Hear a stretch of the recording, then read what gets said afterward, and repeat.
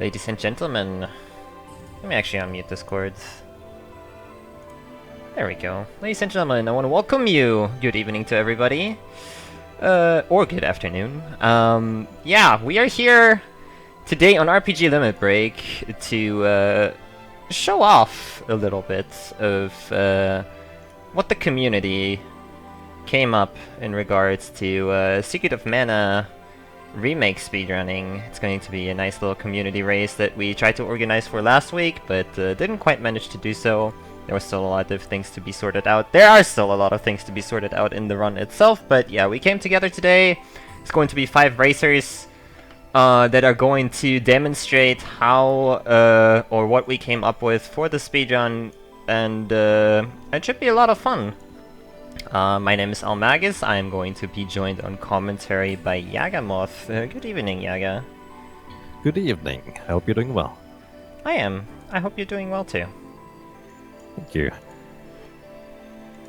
Okay, so let's quickly see. Okay, nothing should have broken. Hopefully, no. Everything is in order. Sounds good. Well, are you looking forward to this race? I'm looking forward because, mainly because this game is so fresh, there's going to be a lot of diverse strategies, I feel, for all racers, so it's going to be really fun to see what they are going to come up with, maybe even mid-run, so should be very exciting. Very looking forward to it. Indeed. Let me actually rearrange real quick so I have this window in the same order as you, and then I can refer to top left and top right and stuff like that. Sure thing, sure thing. I should actually pop out chat so I can see chat. Okay, so yeah, as I mentioned, there's going to be 5 racers. Unfortunately, due to layout limitations, I can of course only display 4 at a time. I'm going to make an effort to switch around people whenever it makes sense, maybe, but it's not gonna happen very often. But yeah, I do want to give everybody a little bit of screen time, so bear with me when I try to do that.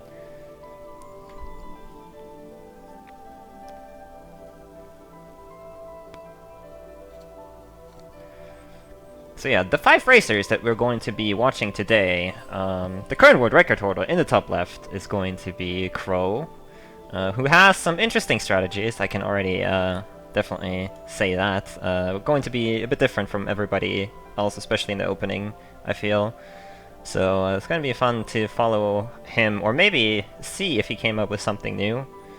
Crow, generally speaking, comes up with new strats every day, so should be good. We have Falexx in the top right, who has been running the remake very faithfully, almost whenever he could. So he's very excited to race.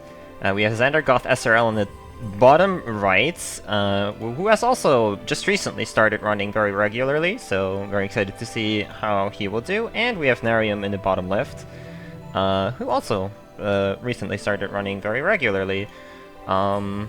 2 of those have SNES speedrun experience, like Crow and Falexx have done SNES speedruns of this of Secret of Mana. But they also... ZanderGoth also has a little bit of SNES speedrun experience.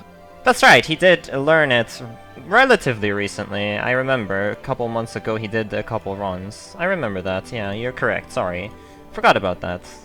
But yeah, Nariom is a completely new face, so that should be exciting. And off-screen currently, I have IrregularJinny, who was the first person to actually discover a glitch that we are going to see on Crow's stream. He does not have any knowledge of this SNES speedrun, to my knowledge, but he's very excited to race as well, so I'm going to try to swap him in whenever I can, or swap people around whenever it makes sense, but yeah, no promises, no guarantees here. We'll have to see. And yeah, I'll switch over to game audio. We're done with the introduction, and I can let the racers know that we're good to go. I'm gonna start with Crow's audio. You won't hear anything right now because the title screen is silent if you maintain on it. So yeah, there you go. But yeah, okay boys. I'm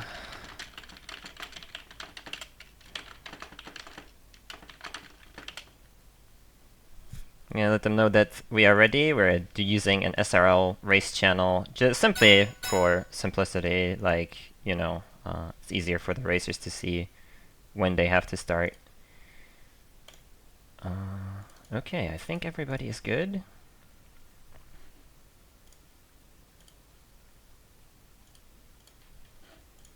From what I can tell.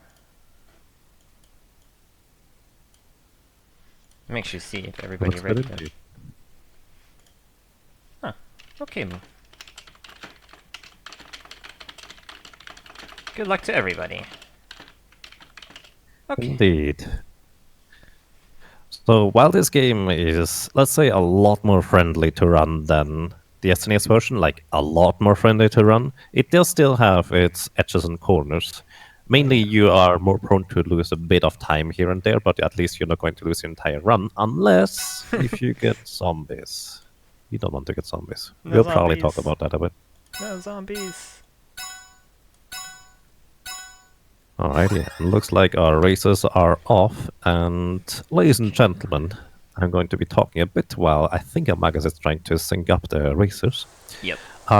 Is very much like the Secret of Mana. If you have never seen the remake yet, it is very, very much like Secret of Mana for the original Super Nintendo, but in 3D with remade music, remade graphics. It's in 3D. It has the same basic storyline. It has a little bit of different mechanics, but for the most part, it stays very, very true to the original, to say the least. Initially, you do end up getting the sword. You run over to the rabbit forest, and, well, in casual play, you would just kind of start clobbering those little rabbits, but in speedruns, we don't really have a reason to. We just run through, well, for the most part. Crow apparently killed one rabbit. I'm curious what that will entail. Usually, rabbits are not really worth much in terms of experience. They give 1 experience and 2 gold, which is basically nothing. But however they do give, which might be relevant for some of our runners, is they give full weapon experience. So in this game, you can level up your character, you can level up your levels of the weapons, as well as leveling up your magic. So there's 3 different types of level ups. Basically, experience is just for a character to level up. They become overall a little bit stronger, have a bit more HP, a bit more defense, etc. The weapon levels, however, act a little bit differently, where you can basically swing your weapon and then just hold out the weapon and it starts a charge attack, which charge level 1 does 50% more damage, and you can essentially level up the weapon based on your progress in how far you have forged your weapons. The sword will be, by story, required to be forged level 2, so you will be able to upgrade that or level that to level 2 if you want to do that. Either way, we have the first boss here already, the Mantis Ant, the Mighty. The general plan on the Mantis Ant is to stay really close to him. Like, you don't want to go away from him at all, otherwise he will use some ranged attacks that can hit you or even knock you unconscious. You want to try and hit him from the backside, where he does not block your attacks with the sickles, and you want to stay in the front of him, because if he takes an action while you're behind him, he will take a jump. Or if you have it like you just saw on ZanderGothSRL's screen at the bottom right, he actually had it timed so that the Mantis Ant jumped, and he got a hit in just before Mantis Ant jumped up, and he managed to get a hit in just after Mantis Ant came back down again. So you can also try to go for those kinds of timings. Stay back! So cutscenes can get skipped, and actually, unlike the Secret of Mana speedrun for the SNES, we actually, even though this is not glitchless, we'll see most of the areas being played through the way they are intended to be played through. I'm not sure some of the races are going to go for a certain skip that we found. It's just minor, but we'll see. Basically, the basic story is the boy has found the sword in the stone at the beginning of the waterfall, and he pulled it out, and now monsters are everywhere. The villagers blame him, and they really don't want to have anything to do with him anymore. Apparently, the boy was brought to this village as a baby and raised by the elder. It's actually not his grandfather or anything like that. He does not know his mother or his father, and, well, he is now being outcast from the village. However, there is this old man called Gemma, a Gemma Knight, so to speak, who invites him to get to the Water Palace and see to empower the sword, because the sword he pulled out from a stone is the Sword of Mana. And the Sword of Mana allows him to basically fight evil as good as he can. Also, as you might be able to tell, unlike the original SNES version, just running through the areas is significantly quicker. Instead of being locked into a direction when you start running, you actually have full freedom as in which direction you want to run, which is so much smoother. It's actually really pleasant to just keep running. Plus, pushing enemies out of the way is significantly easier as well.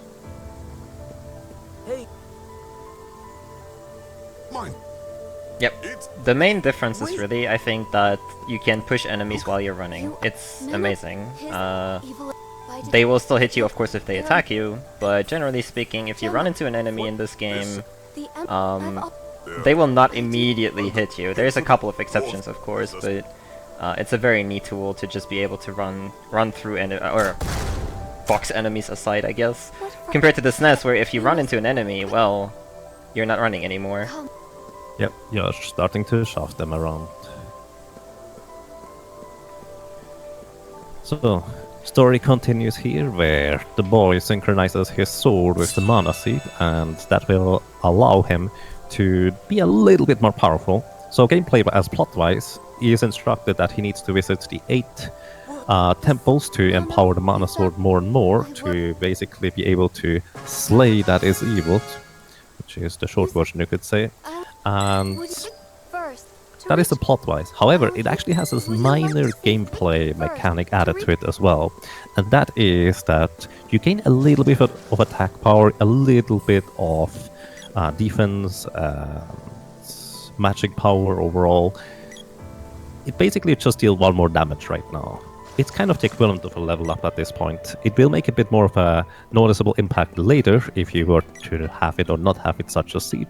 But, well, that is it for now. Yep. Yeah.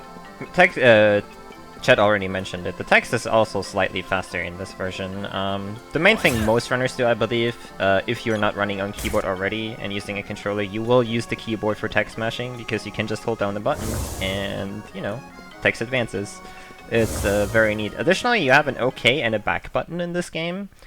And that is very handy for text options, actually, because depending on where you have it bound to, you can actually just hold it and it will immediately, if you hold back, for instance, it will immediately go to the second answer, and if you hold OK, it will immediately do the first answer, which is a very nice little thing. Indeed. Also, you see here the first little route divergence. Crow in the top left decides to run all the way to Gaia's Navel, which overall is slightly slower, but he saves 50 gold that he does not have to farm. On top of that, he does plan on getting the lady early into his party. So essentially, you can go to the Witch's Forest here anytime in order to recruit the lady into your party. Also, in case anyone is wondering, why did they not get kidnapped by goblins? Well, you only get kidnapped by goblins if you talked with the soldiers in front of the Water Palace. So, of course, we don't want that unnecessary delay, so to speak, so they just end up running through here. And so Crow essentially is aiming to do what was alluded to earlier. IrregularJinny figured out, hey, you can actually multiply your weapon. I know a lot of other people have figured that out too, but he was basically just kind of like... he stumbled upon it immediately. Either way, what happens there is he's now fighting the 2 werewolves, and after defeating them, the lady will join his party. The nice thing about this is also that, well, he will get a bit of experience and money while killing those 2 werewolves too, which is kind of important in this game. Oh, it doesn't... he picks up the chest, that's it. Yeah. And a couple of... nice. Neat. That is actually very good. If not, like, you're kind of struggling with money in the first hour of the game at the very least, if not for the whole game a little bit, so getting a free Cup of Wishes is very nice for him. Indeed. In a lot of cases, we don't get a Cup of Wishes until about an hour in, or even longer for that matter. And 1 Cup of Wishes basically revives a character that has fallen in battle, so to speak. So just having that for free is incredibly helpful. Yep. So on the right side, you will notice that Falexx and ZanderGoth went to the cannon travel and immediately went to Gaia's Navel. They are not going to do for the weapon duplication strats that the left side of the stream is going to use. Instead, what they are doing is they are immediately going to get the sprite here and beat Tropicalo. Before they do that, since I already alluded to it, they are farming up a little bit of money.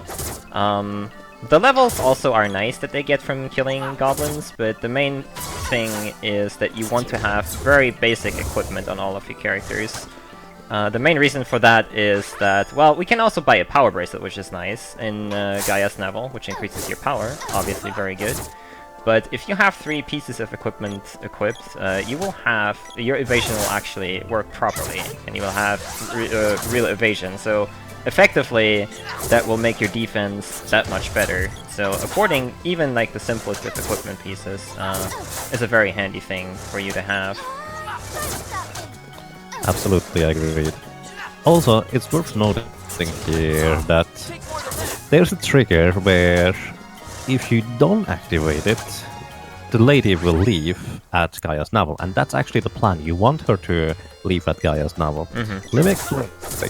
Essentially, when there's 2 statues that are in the way, that you cannot move away unless you have the axe in order to mash them down.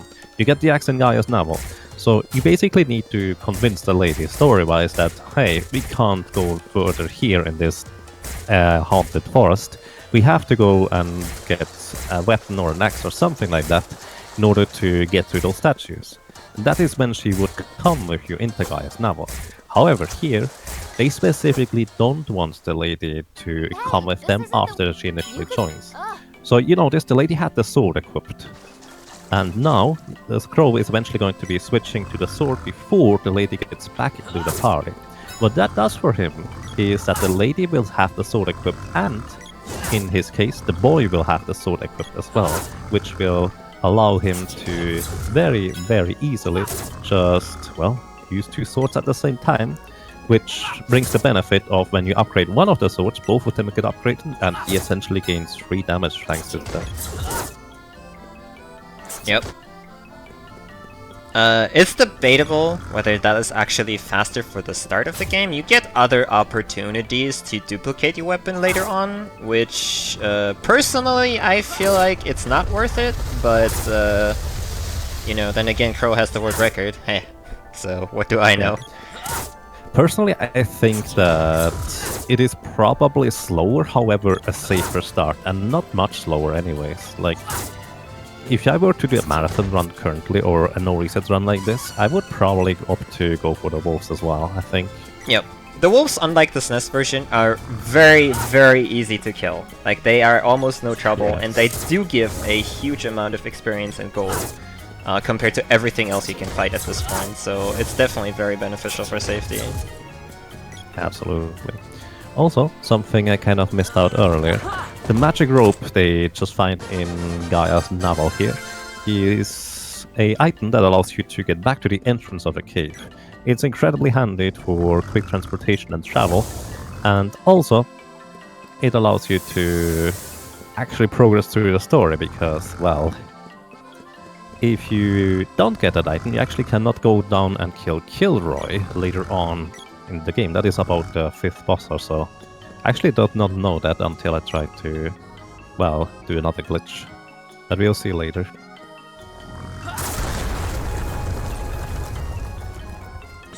So, story-wise, what you need to do in the Dwarven village is you need to go ahead and upgrade your weapon to level 2, as in basically forge it by watts. And that makes your sword channel stronger. It also allows you to start leveling up your weapon, your sword, towards level 2. And afterwards, you are also required to go and watch the Dwarven Theater, where basically they just try to have you watch the sprite and the elder do a little show where you need to then pay them money because the sprite is such a poor little thing. Essentially, they scam you out of money. That's the short version of it. And, well, you kind of catch them and they will have to reveal their hoax or whatever you want to call that. And Well, after those two events, where you upgrade the sword and the little dwarven theater scene, you will actually be able to fight the Tropicalu, who just kind of randomly appears in the dwarven village. There's not really a story as to why he appears in the dwarven village. The basic concept is just monsters are everywhere now because the Sword of Mana has been pulled out, I think.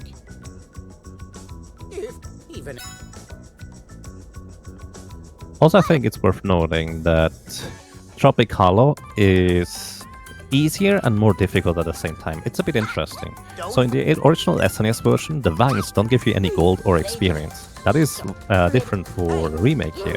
They do actually give you a bit of golden experience, and since you can more or less kill them without any time loss, because you can only attack Tropicalu every so often, it is definitely beneficial to just go ahead and defeat them along the way.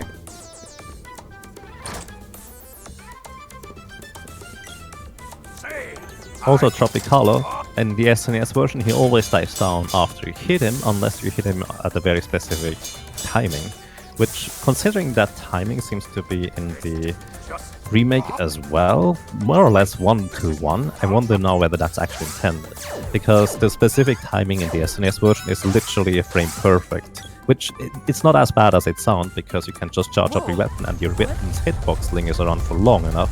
That is not really much of a problem, but it's kind of interesting that they have more or less the exact same scripts as the SNES version. For the most part anyways, for most enemies and bosses, that's true. Yep, it's really astounding, honestly. You mentioned that on your personal stream, like once or twice. You're kind of... I am too, like, really astounded how faithful some of the things are in this remake. Like, up to, like, details. It's pretty crazy. Indeed. Although at this point, I'm reasonably certain they basically ported the scripts more or less directly from the Super Nintendo version, which... well, that makes them stick to it rather faithfully, which is nice. Yep. Okay, so Falexx and Zander are past Tropicalu, and Crow is already on the boss, so he's having a pretty good start here. Looks like it indeed. So, also for Zander and Falexx, the sprite now joined their party, which is the third party member. One of the biggest features of this game, especially for the Super Nintendo era, was that you could play it with up to 3 players on the Super Nintendo at the exact same time. An action RPG where everybody gets to move rather than just kind of one character after another, etc. So that was a pretty big deal. Well, kind of still is to an extent. And that is true for the remake as well, although it's, well, the implementation is a little bit more awkward, to say the least. Also, you just saw there Falexx opened and closed the menu, and that made the sprite appear right where the boy was. I think that was intentional. Yeah, he's just killing some job inputs, probably for money and also experience. Not entirely sure what his route exactly entails. Yep. He gets really nice crits. Especially the early game right now is probably different for every runner in some aspect. Like, people have different money routes, and what they kill might differ slightly. Like, I think he wanted the sprite to live there, but didn't quite happen, so yeah. I usually just kill off the sprite for experience, because keeping the sprite on level 1 is kind of nice, so you don't have to worry about too many things at the same time. If you keep the sprite alive, you gotta manage to kill off the sprite, or like, I think you should manage at least to kill off the sprite at some point after the wolves, because otherwise the experience management is going to be a little bit awkward. Speaking of experience management, I guess one major difference compared to the SNES version is that when you level up, in the SNES version, you get a full health refill. That's nice, you know, but your MP doesn't get refilled. However, in this version of the game, you also get a free MP refill, which makes routing experience a bit of a headache, to be quite honest, because ideally, of course, you were thinking, yeah, well, that does make walnuts, you know, not that as important, so that's really nice, less money involved. That is true, but you always have to keep an eye out on how many things you have exactly killed and how much experience you need in order to level up, because ideally, of course, you level up in spots where, you know, you need the MP refill, like on bosses for instance, or before bosses. So that makes it a bit awkward at the moment for most people to run the game, because there's no clear best way just yet. There's still, you know, a lot of research to be done on how exactly you want to level up your characters at the start of the game. Past the 1 hour mark roughly, it becomes a bit irrelevant because, well, you will see why when we get there, but yeah. Indeed. It's kind of interesting to try and figure out a clever experience route, but as iLmaGus said, there's no clear way as to how to do that so far. Like, various ideas float around, but then you take more or less risks on certain bosses, or you take a little bit of time to kill certain enemies to level up just before bosses. It's kind of interesting and a little bit awkward. Crow, by the way, had a very nice strategy for the wolves there. He switched around characters immediately and attacked them manually, which is really, really nice. He has been probably running the most out of the racers that are racing right now, so his mechanics should be the most refined at this point. But yeah, I mean, the game is how old now? 3 weeks, roughly, maybe? So yeah, take that as you will for the time being. Always worth noting that we have at least one racer in the race, IrregularJinny, who basically this is going to be his first full run, more or less. So I'd like to say this game is very approachable as a speedrun. While the early game can be a bit rough, but you can always find a backup one way or another. You can take a little bit more time to kill certain enemies in order to well, have a bit more safety. You can take your time in order to do certain other things, or there's various ways as in how you can indeed approach this, which is really nice actually. Yep. And the most important feature this game has is autosave. So if you do mess up a room, you can go back and load an autosave. It will, generally speaking, save on every screen transition. Generally speaking. That's not true for every screen, but for most screens it is. So if you do, almost all of them. If you do mess up, you have a chance to redo the room if you want to, as long as you remember doing it. Because I mean, personally speaking, I always forget to load autosaves. But yeah. Yeah, and sometimes you are just well, you just happen to be in the next room anyways, and there's not much you can do about that anymore. Yeah. Oh, and interesting. You see that? ZanderGoth just got a Kung Fu dress. Ooh, nice. So the Kung Fu dress is actually the rare drop from the wolves. To give you a frame of reference, I don't know exactly whether that's true for the remake as well, but at least in the original, chest drop is a 1 in 16 chance of happening, and then you have a little bit more of a 10% chance to get the rare drop from that chest if you avoid the trap, which is another 50-50, so essentially when you open the chest and it's already there, it's a 5% chance of getting the rare drop. It's not that uncommon, but it's a bit unlikely. Which actually, interestingly enough, it might be nicer to get the common drop, which is a Cup of Wishes, to allow you to resurrect one of your party members. Yeah, probably. The Kung Fu dress doesn't make a difference about after like 50 minutes anymore, because enemies will still hit you just as hard as with the base armor almost, so it's very nice for the start though. It is indeed.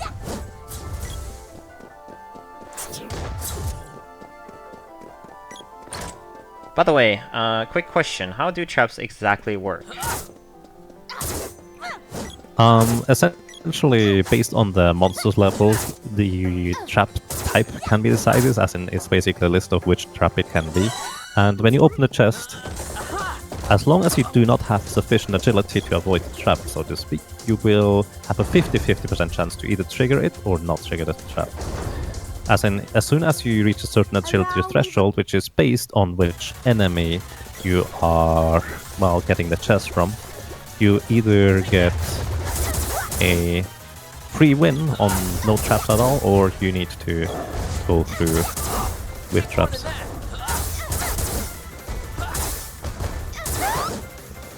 Also, here's the Spiky Tiger. In the SNES version, he is arguably one, if not the most notorious boss for especially casual gamers to put up a real fight and be really difficult to deal with overall. In the remake, he is way more tame. I think he has only 500 health instead of the 640, if I'm not mistaken. He can still be a bit of a menace, and the basic concept is that you want to attack him as much as possible with the sword, because the sword is level 2 and deals the most damage. And it looks like Crow kept all 3 characters alive. Yep, successfully too, which is actually very impressive. Yeah, that's really difficult. I tend to just sacrifice the sprite if he is still alive. Yeah. Although I do plan on not having the sprite alive because of experience routes. But yeah, that was a really good spiky fight from Crow. The main thing with Spiky is that he... Usually if you're in front of him, he tries to launch or in front of you, like, or capture you. I don't know if it's a 50-50 what he does or not. And he can also jump up to the platforms at the top there. What you want him to do is launch at you twice, and then he will inevitably go up. But you can get the most DPS and if you try to avoid that attack and bait him into... you know, doing that over and over again. I've only ever seen it happen twice in a row though, so I assume the iiCrowii realizes once he does it twice, hey, you should jump up now. Yeah, I'm pretty sure Spiky only takes 2 action on the ground maximum, and then 2 action on the tower maximum. I think he can take 0, 1 or 2 actions on the ground or the towers before switching to the other position. I'm pretty sure that it doesn't get any higher than that in the remake. Which is not true for the original. He can do either action any amount of times.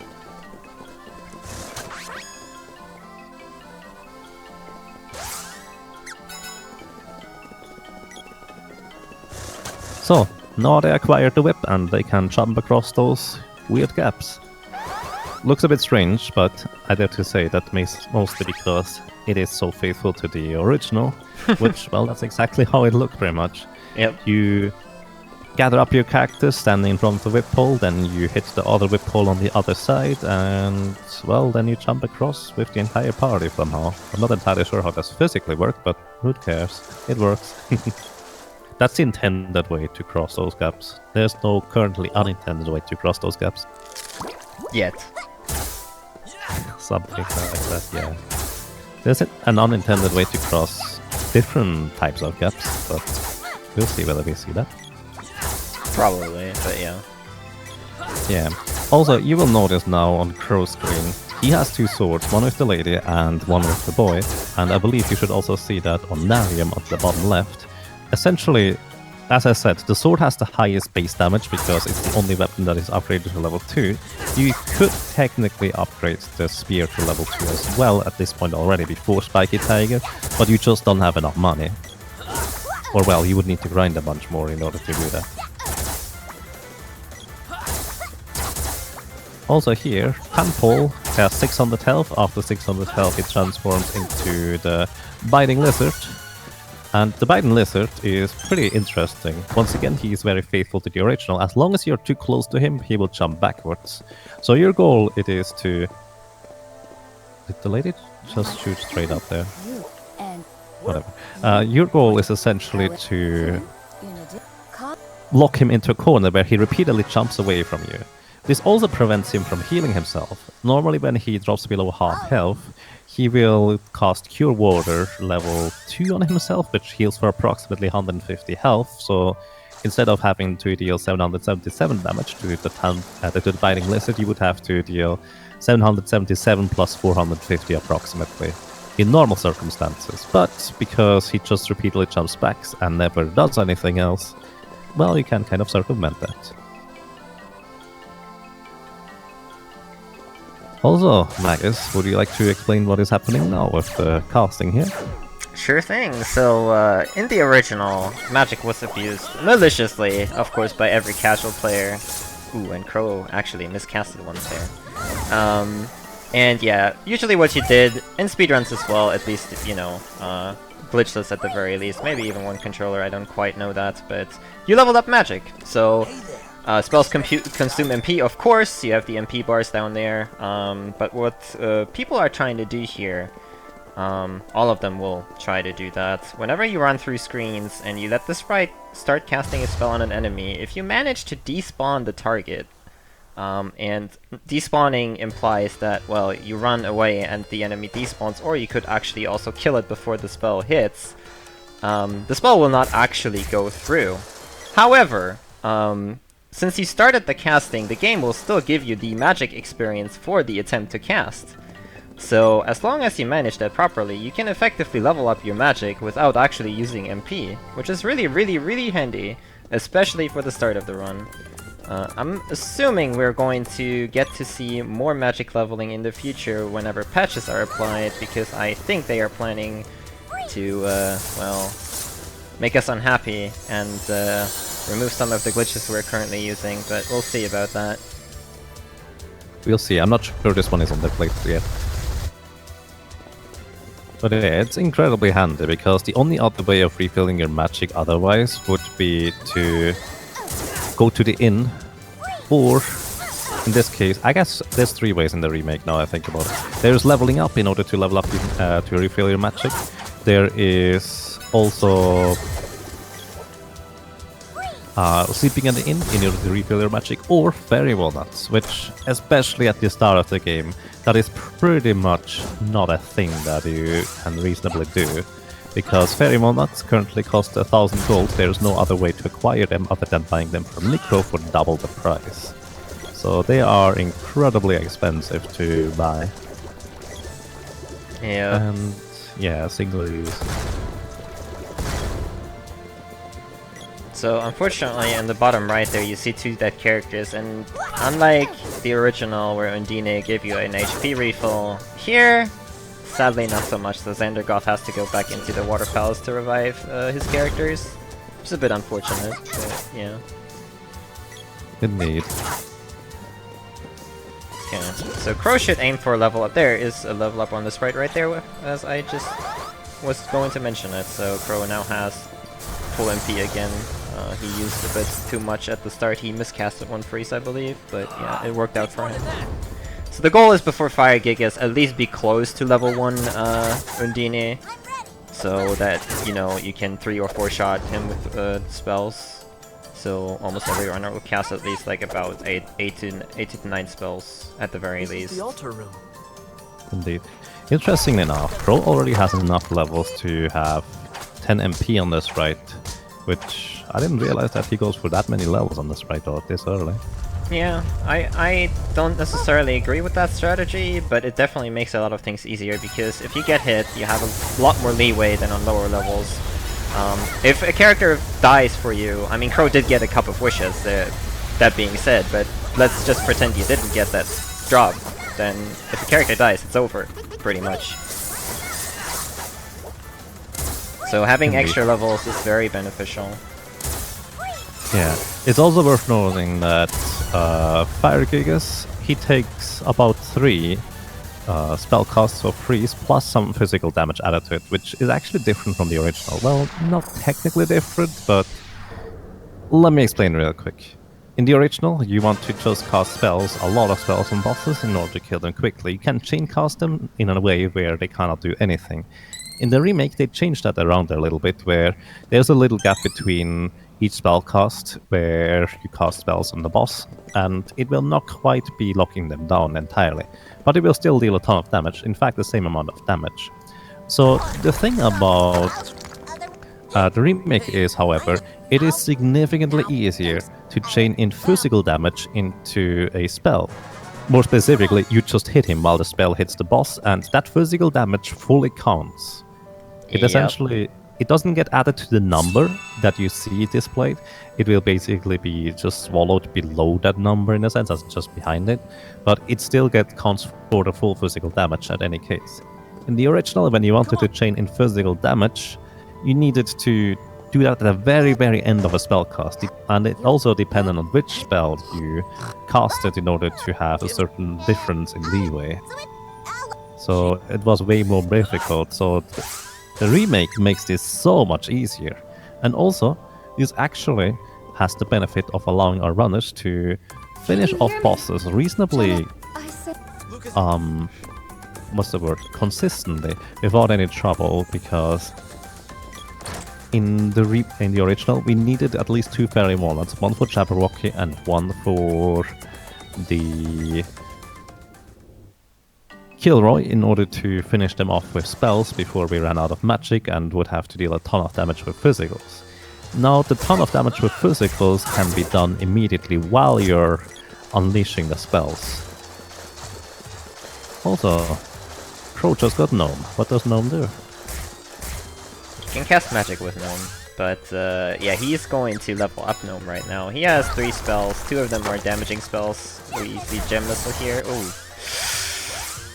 Yeah, he needs to reload. Yeah, we can see the autosave function now. He doesn't have a lot of MP left on the sprite, so if he miscasts and has 0 MP, he can't actually start a cast anymore. He wants to do the phantom casting here once again to level up Gnome.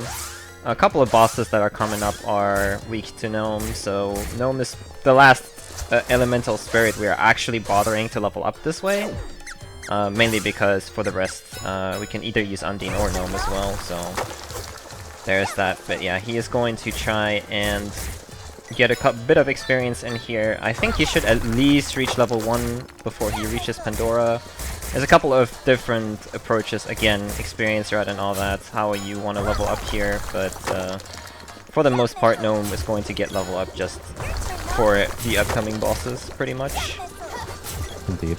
It's also worth noting that on the top right, Falexx use slowdown instead of Gem Missile. So the difference for that is Gem Missile will be used against the boss, so Crow will not have to switch the spell around. Oh, by the way, we need to explain the hotkeys afterwards. Crow will not have to switch the spell around. However, in case Falexx messes up a Phantom cast, as we call it, he only spends 1 MP rather than 2. Gem Missile costs 2, which deals damage, and, well, slowdown basically doesn't do anything. Well, it's supposed to lower evasion, but I don't know if I believe that. Ooh, Falexx got sleep flowered. But yeah, you mentioned the hotkeys. You can see on the side of the screens, for every player, they, at this point, have set a couple hotkeys. You can, in this game, which is really, really nice, bind 2 actions to hotkeys. When I say 2 actions, what I mean is you can bind spells, you can bind weapons on the hotkeys, and so on and so forth. Everything that is in the ring menus, you can technically bind to those hotkeys to just like immediately activate it, which is really, really handy, especially for spell casting and weapon switching. It makes a ton of difference and makes it just so much easier. It's really nice. Yeah. A lot of people did it on Spiky as well, where they had weapons bound to their hotkeys, so they can switch between them really, really quickly.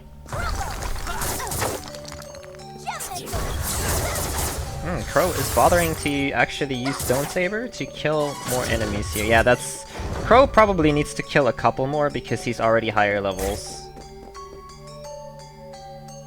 I think Actually, Falexx... as long as he keeps the Phantom casts up now, he will be fine, as long as he doesn't spend MP. And as you say that, he messes it up. Dang. Well... It's really weird. Certain enemies stay somehow longer than others. Also, Yeah. I've never considered killing enemies in this room. That is actually way more efficient than what I've done so far. I like this. Personally, I like the last room a lot, because if you have MP, there is 3 Tomato Men, and you can spawn, I believe, 2 swords, which is really, really nice, because the swords and the Tomato Men give roughly the same experience, and you can just kill them with Gem Missile, and then, in the meantime, kill swords at the same time. The problem with killing Tomato Men is they are basically immune to physical attacks. They are not, but, you know, you can't really hit them with physical attacks. However, if you kill them, have a chance to drop a Fairy Walnut, which would be nice. They also give decent experience. But yeah, you want to essentially cast Gem Missile in order to kill them. Indeed. Yeah. I don't know if Crow actually bothered to level 1 here. I didn't see him get level 1 unknown, but maybe I just missed it. I don't know. We'll see. He does have 2 swords, so he has more physical damage to show than most other runners, I would say. Oh. Also worth noting, speed up from the latest no magic increases evasion and hit rate, which actually does work in the remake compared to the original where it, well, didn't work. Got a crit from the boy immediately, but also Cure Water. We'll have to see how that pans out. Yes, the left eye casts Cure Water or physical spells. It's a 1 in 3 chance for him to use Cure Water immediately after the fight starts, which It's a bit unfortunate when that happens. And for various routes, such as mine and I think also iLmaGus, it can lengthen or even make the fight more or less impossible to win, where you would have to reload the save if you're unlucky. Yeah, I'm good if wall face, cast Cure Water, if I get hit like 2 physical hits in. I guess I have never had a fight where I get 5 low damage rolls on Gem Missile, but yeah. I think Gem Missile hits between 150 and 200 on level 1, if I'm not mistaken. So if you get like 5 150s, I guess it would be a bit of an issue. Plus, Cure Water can also heal between 120 and 150, I believe, so depending on that, it might also change. Indeed. Quite a few variables overall, but our runners make it through without too much trouble overall. Yep.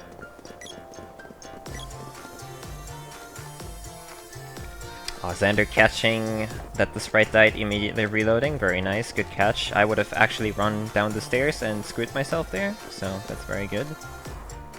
Yeah, what he would have had to do would be running back to Pandora and go to bed, which initiates a nice little cutscene, which is fun casually, because character interaction is actually really nice in this remake, but unfortunately it would be pretty time-consuming.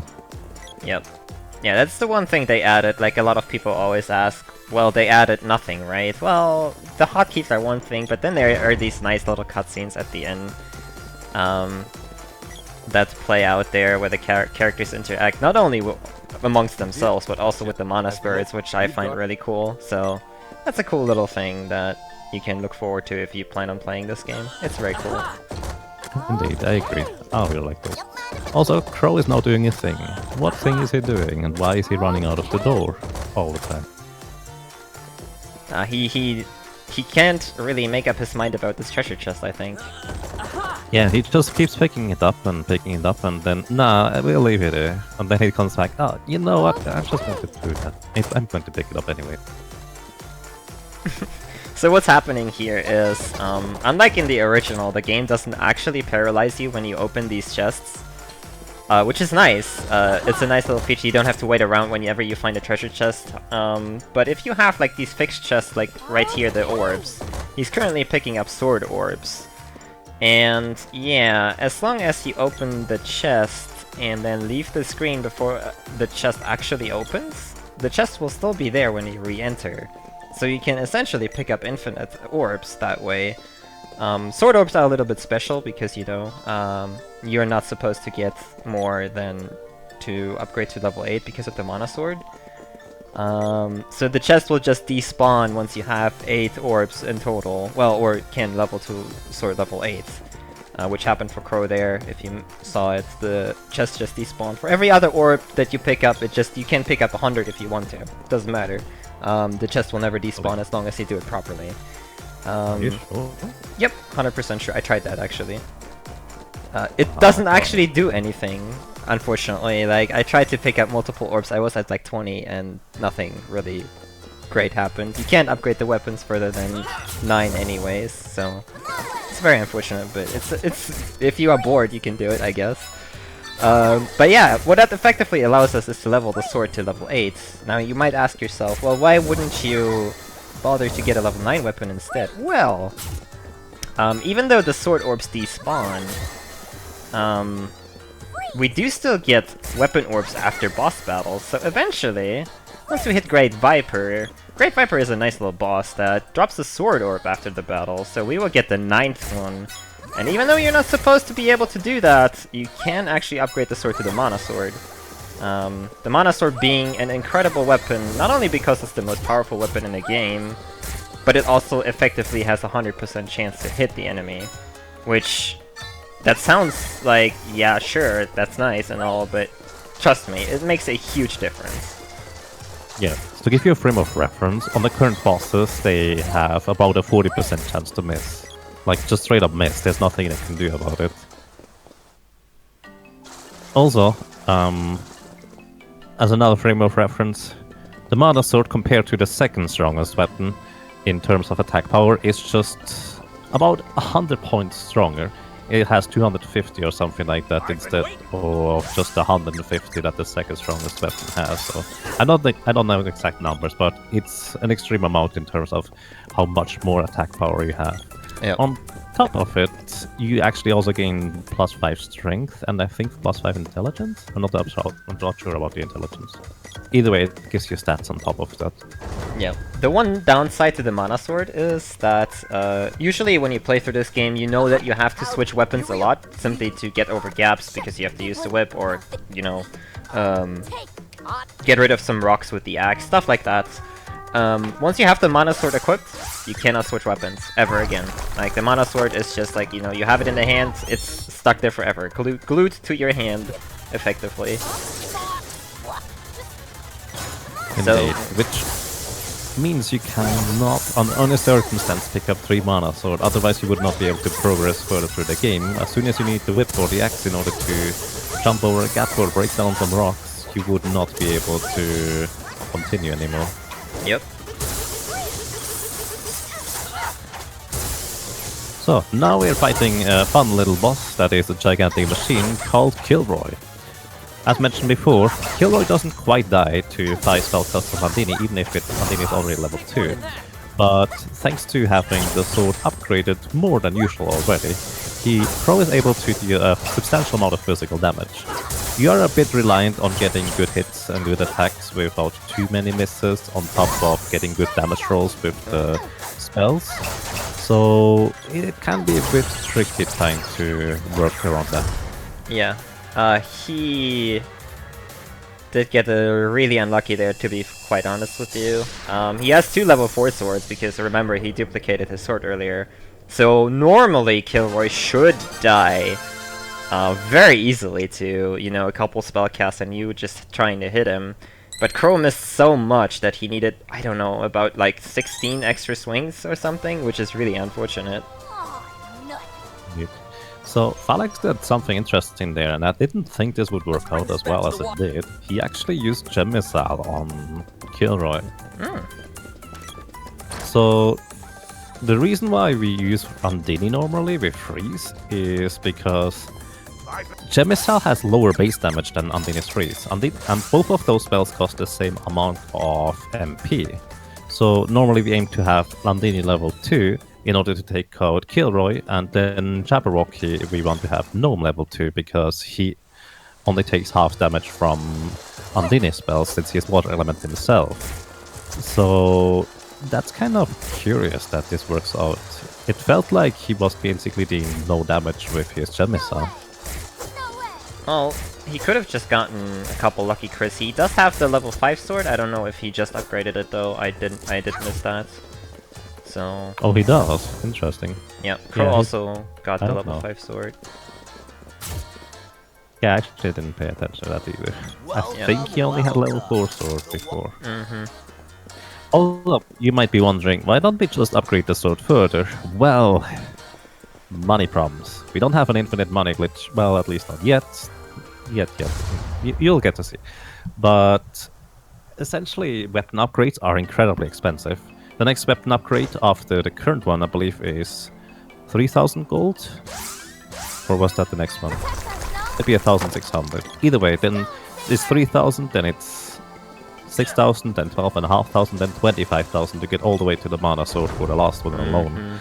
And that is incredibly pricey. Like, it just takes so much grinding if you want to just get the money that early. But, well, you basically only have to survive until a certain point where you actually can, let's say, make money a bit more easily than just grinding it. It's still technically a grind, but not nearly as bad. Yep. So Crow leveled up right before Jabberwocky here with this right, which is really nice. He refreshed his MP that way. Don't think... Oh, Falexx also bothers to actually fight them. But yeah, Jabberwocky... very dangerous in the SNES version. Very dangerous in this version. If you miss him too often, or he decides to just straight up cast Acid Rain / Cure Water, the fight might go bad immediately. Oh dear. You will see how much damage Acid Storm deals here. So he has to try to start start healing now. Oh boy. Oh boy, another one.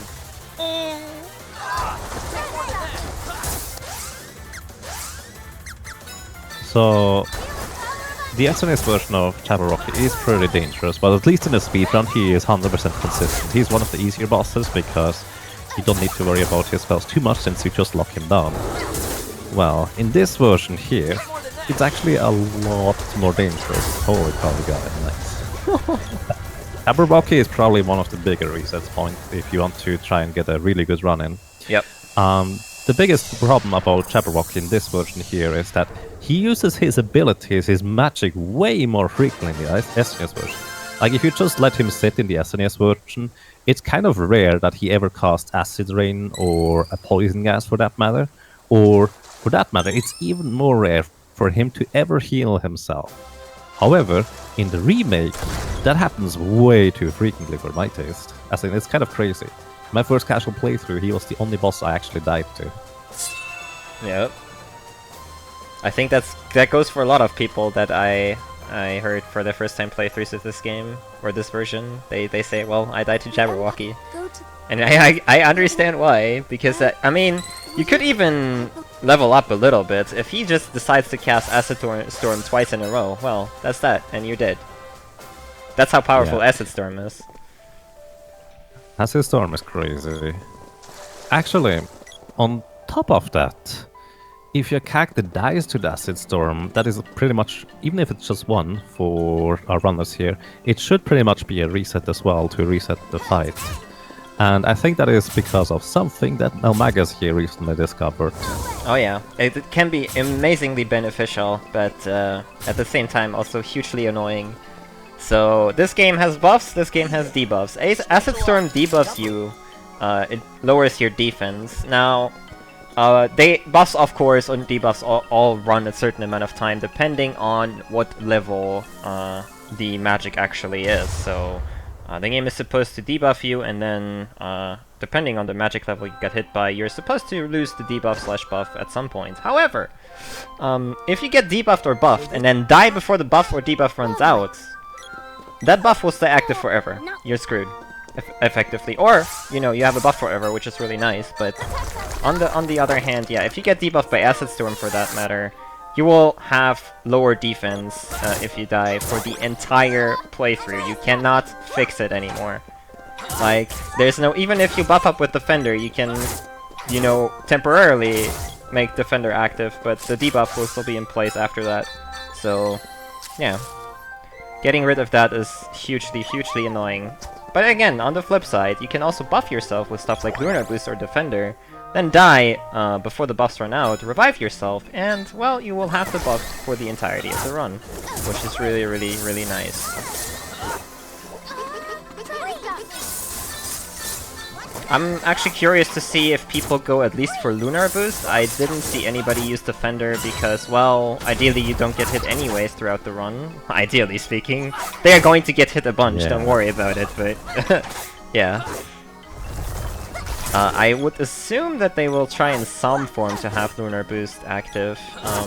We will have one area where we have to watch out for a spell called Fire Bouquet, which debuffs your attack. If you die to that spell, you will have permanently lower attack, which is probably the main thing to watch out for, honestly.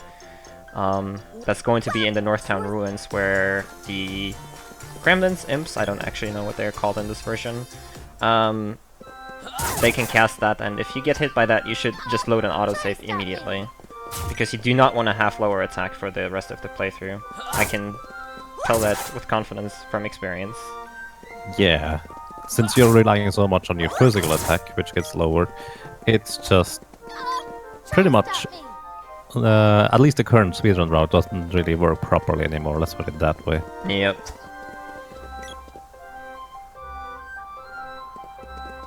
Okay, so Crow already passed the Pebblers to get a level up as well, which he routed out, which is very nice before Springbeak, don't have to use the Fairy Walnut.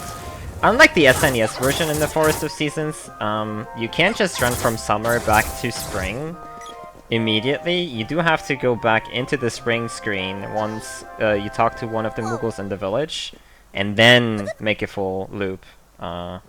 which I guess was the intended way all along, but they somehow messed it up on the SNES version. But yeah. Maybe the idea was that you just do 2 full loops or something like that. I'm not sure. But yeah, Springbeak is a Thunder boss, or yes, Jin element. I'm gonna call Sylphid, by the way, Jin, in case anybody's wondering. So Electra. yeah, casting a couple of gem missiles is sufficient, especially considering Springbeak still has his beak in place. Like in the SNES version, if you played that, you probably remember not being able to hit Springbeak. Well, yeah, if you hit the beak, it will still make this clong sound. However, it is significantly easier, in my opinion, to actually hit Springbeak in this version. Just get behind him and slash, which you can do in the SNES version as well, but it's a bit more difficult, in my opinion, to do that. Yeah, it's a lot more involved in a sense. Also earlier the question was asked, how close is this to run compared to the SNES version in percentage? I would say it's like... It swings between 50% and 90%, just kind of depending on the area, really. Like, the general concept and strategies are similar, but it is so different at the same time, at least on a, let's say, a higher level. Yep. If you here, shall I take it? Okay. You don't want to run into Grandpa too often. Grandpa, by the way, is interesting as an NPC. Just as a small trivia thingy here. In this version, you have to run into him to talk to him. Like, you don't actually talk to him by pressing OK. You actually have to run into him. That will trigger the dialogue. I don't know why they did that, but... It's kind actually of the same in the SNES version too. Really? But you Yeah, can however, talk to him, right? Sometimes I'm really not sure in the SNES version. Sometimes it feels like you can, sometimes it feels like you cannot. Yeah. I really don't know, but you can definitely talk to him by just walking into him too in the SNES version. Okay. That's for sure. Yeah, because I mean, I noticed that I pressed OK when I was in front of him in this version. It didn't work at all, so... Yeah, the hitbox or the detection box around him is basically too small. Yeah, and the funny thing that can happen with him is if you are unlucky and run into him in a bad spot, you will get a bit stuck because, well, the game always thinks that you're running into him if you are in a bad spot, and then he will keep asking you if you want to save and stuff, so yeah. That's something to watch out for. Not in this initial cutscene because it takes the sprite in front of him, but if you come back to him just to heal up or something, that can happen. That can be a little bit irritating. Yeah. I basically remember... have to reload. Yeah, reloading, exactly.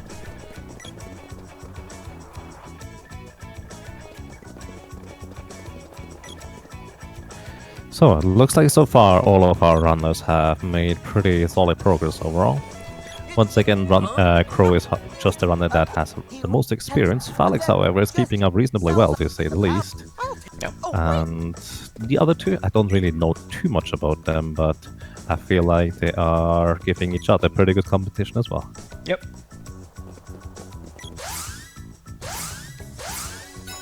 So far, I haven't seen any disasters like repeatedly dying or anything like that. People had to reload once or twice, but that's pretty much expected at this point. Indeed.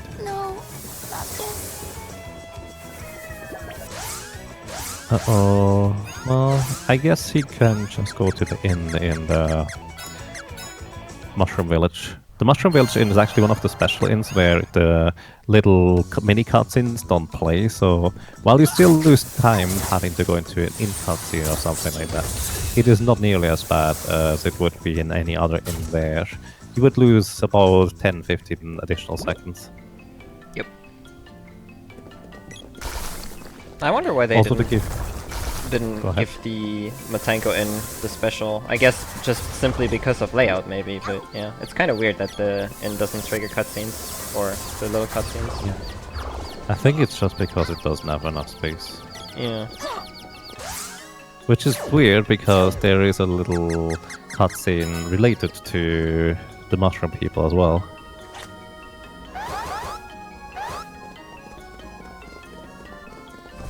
So you can also already see a slight difference here. Falexx is already deciding to stock up on a couple items at the very least.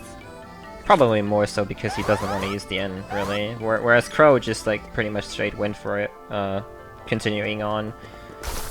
The crucial thing about this part of the run is you want to get the Mass Immune upgrade for the sword, which I believe costs 3,000 gold? Maybe 3,200, yes. I don't know. That's 3,000. 3,000. The reason is that the Mass Immune does have a slightly increased critical hit rate, which is really, really nice. So you want to get that as soon as possible. Yeah, the jump in attack power from the previous level of Mass Immune to Mass Immune is larger than the levels before that. So that is also somewhat relevant. Yep. However, I'm currently planning on not actually getting the Mass Immune this early anymore, because I feel like the resources in terms of Cups of Wishes and Fairy Walnuts especially is going to be more valuable. Yeah, what I've noticed, I've tried to get it early. You pretty much have to have a perfect playthrough from here on. That means no dying at all. So yes, that's really brutal, actually. Yeah. And the Mass Immune, honestly, you probably want it for Boreal phase, but before that, it's okay to not have it. Actually, I think normally, unless you kill a decent amount of enemies, which I guess Crow did, to say the least, you will not have the Mass Immune before Mech Rider 1. Actually, maybe we should update them on the story a little bit. I'm so used to just kind of ignoring the story because we just don't follow the story anyways in Seeker of Mana in the SNES version. So just that. Either way, quick story time. So essentially they run around in the entire area, in the home village area, so to speak. They managed to find two companions, or well, the boy managed to find two companions. The sprite, who is basically gender neutral, by the way, in this version here, as it is in the original Japanese version, and a lady who is in search for her lover, Dialogue, who is a soldier that was sent to Eleni's forest, trying to see why she is bewitching people and essentially stealing the life force of the people in Pandora, which is the village that they were in earlier with the castle and kingdom. And essentially, after you travel a bit through, you manage to acquire Undine, the mana spirit of water, which lends you its power in the form of magical spells for both the lady, which is support spells, and for the sprite. Afterwards, we are allowed to enter the lava temple, since with magic you can undo the steeple. You defeat the random fire gigas there that intruded and is just kind of harassing the resident gnome in the earth temple. And gnome is the elemental spirit of earth, once again, lends magical spells to both the lady and the sprite. For the sprite, it is Gem Missile for attacks that cost 2 mana, which has a lower base damage than but the Earth Slide of Gnome would technically deal more damage with 3 MP, but well, it's 3 MP instead of just 2, and since we have so little MP to work, sufficient to use Gem Missile anyways if you have to use Gnome. So, further, after they acquire the help of Gnome, they enter Pandora, where they find Fanna, a child lady, and she behaves really weird as well, and she gets kidnapped by the, as we learned. The Imperium is essentially the big bad guy, to an extent anyways. And, well, they enter the Pandora ruins, where they find... And Thanatos is stealing all the life force and energy of the people from Pandora, because he needs them to power up his machines and plans for the Mana Fortress, and he is also looking for a new host for his soul, so to speak. He wants to take over another body so he can be immortal. So, that's why he kidnapped Dialogue. That is going to be his new body, or at least that's what he plans it to be. Further, the life force of the people from Pandora we managed to kind of cut off that drain of their energy. And initially when you visit Pandora essentially, half the people just don't say anything. They are just bodies or, well, shells of their former beings. After you free them from that curse, you are allowed to go ahead and visit one more shop if you want to in Pandora. It has one upgrade to an item, to an armband, but it's not really noteworthy. But you also get the treasure from the king, who thanks you and also recognizes you as the true Knight of Mana, as the prophecies foretold, and gives you a sword orb and a spear orb. In our case, it gives us a bunch of sword orbs and no spear orb for most people anyways.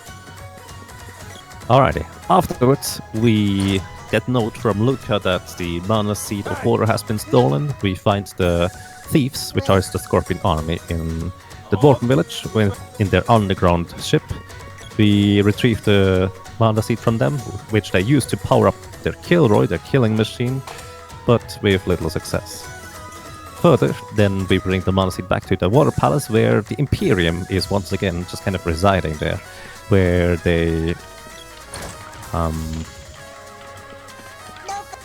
well, try to undo the seal or just kind of break the seal of the mana seed of water, and then they try to feed us to their Jabberwocky. Well, we defeat the Jabberwocky and manage to go further and finally unlock the cannon tower over to the upper lands, where the sprite's homeland actually is. The sprite has had amnesia and does not know where his homeland is. By the way, I'm going to be referring to the sprite as he, even though it's technically gender neutral, because that's how it is in the SNES version, that's how it is. Plus, it's super awkward to just kind of refer to a character with a gender neutral term in this case. I'm just so used to it, basically. Yeah. Either way, we find the Moogle village being overrun by the Pebblers also. Falexx is really trolled by the guards there. You cannot push them properly in the remake version. Yeah. Yeah. Either way, we save the Moogle village from the Pebblers, and the sprite then finally remembers how to get back into his village, which we find abandoned and destroyed. No one is left alive, except for his grandpa in the Wind Palace that we find after defeating the Spring Beach. So from there on, we get the Power of Sylph, the Mint Mana Spirit, which lends us the wind magic, which we need to open up the path. And from there we go and visit the village of Matango, the mushroom village. Now finally catching up to the runners here. In Matango we learned that the prophecy foretold that the Mana Knight is riding on a white dragon that is Flammy, that here ZanderGoth at the bottom right is about to free from its clutches. Or the clutches of the Great Viper. It is implied that the Great Viper kind of killed and probably consumed Flammy's parents. We don't technically know that, but, well, considering that Flammy's just all alone and curled up in the area over there, we can't just leave it there. So we bring it back to the Mushroom King, who promises to take care of Flammy, and we will see him later again, let's put it that way. Anything coming? So, after that, we are allowed to finally take the Cannon Travel Center over to the desert, where we briefly get lost in the desert and just run around until we find a sand ship that is led by, I think, the rebel army that is rebelling against the Imperium. However, the Imperium, the rebel army's sand ship gets hijacked, and, well, they will not allow it to be continuing their transactions, because the sand ship gets destroyed, and after fighting the Mech Rider number 1, which is actually a bit more of a menace than in previous versions, they finally can go on to try and figure out where the Mana Seed of Fire has gone. So if you try to enter the Fire Temple right now, you would notice that you would need Salamander Magic in order to open up the gates into the Fire Temple. So, since we are speedruns, we know that already. We don't need to go and check that. You need to go ahead and just grab Salamander Magic from the Ice Country here, where he is taken hostage by the Scorpion army once again. We defeat Boreal Face in order to get into the Scorpion army's resort, village, place type thingy. That was a really nice crit roll as well. And well, essentially with Salamando we will be able to enter the Fire Palace, but when you do that with just Salamando you will notice the Fire Seed has been stolen and you need to retrieve it from the Ice Palace. That was all crits there. Wow, that was a really nice fight with Boreal Face for God. Crow. Yeah. Can I borrow Crow's Luck? Like for one run, please? Yeah, that was pretty awesome. Dang. To give you a frame of reference, Boreal Phase has really high magic defense, and Freeze from the sprite basically is mainly used to lock him in place. Like, it does a bit of damage, which is noticeable, but the main reason why you use Freeze is to just lock him into place so he cannot go anywhere. And you do rely a lot of increasing weapons in order to deal a substantial amount of damage, in order to not have to use a Fairy Walnut when you upgrade your swords to the Mass Immune, since you pretty much don't have really any money to spend on Fairy Walnuts or any other equipment to, for that matter.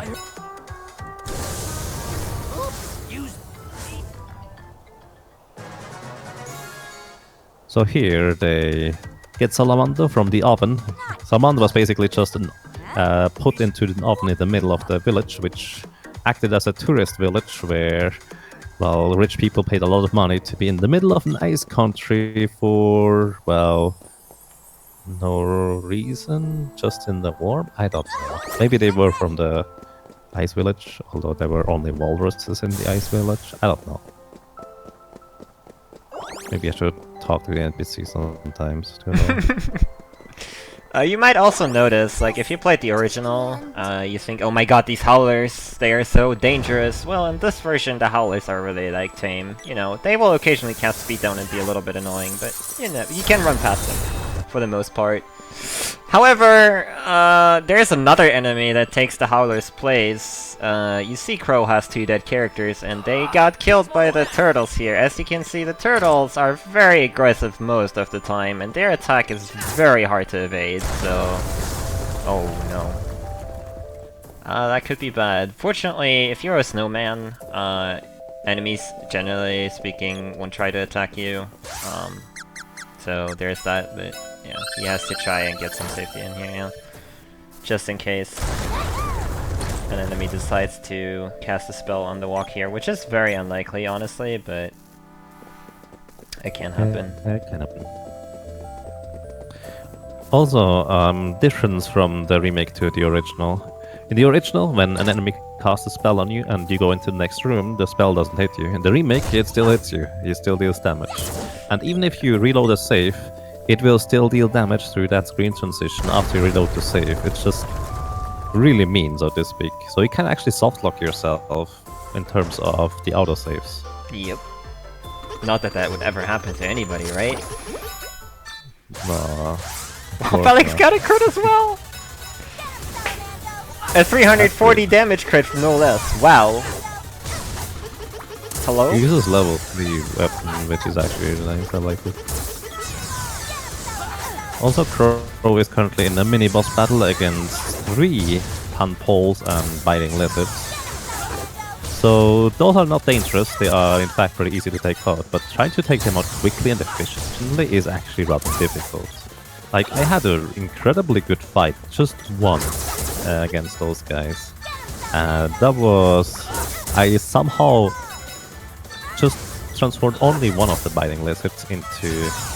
only one of the Panpoles into Biting Lizards. And I always cast it onto all enemies, because those guys don't have any magic defense at all, so you don't technically lose any damage if you just single target or multi-target on those guys. And then I just triggered both other lizards immediately, and both the lady and the boy just ended up hitting them for enough damage while they were still standing together that I ended up the fight incredibly quickly. But I wish you good luck trying to set that actually up. Most of the time they will just hop around and start eating cactus and then delay you even further. It's actually quite a mess.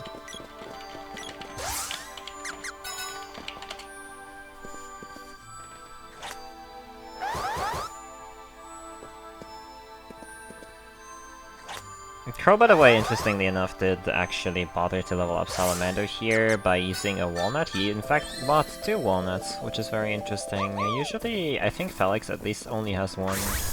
Some runners even might try to force level ups in specific spots to not bother with very walnuts, so that's very interesting. Yeah, I think optimally you try to force a level up on those little tadpole guys if you can somehow manage to do that.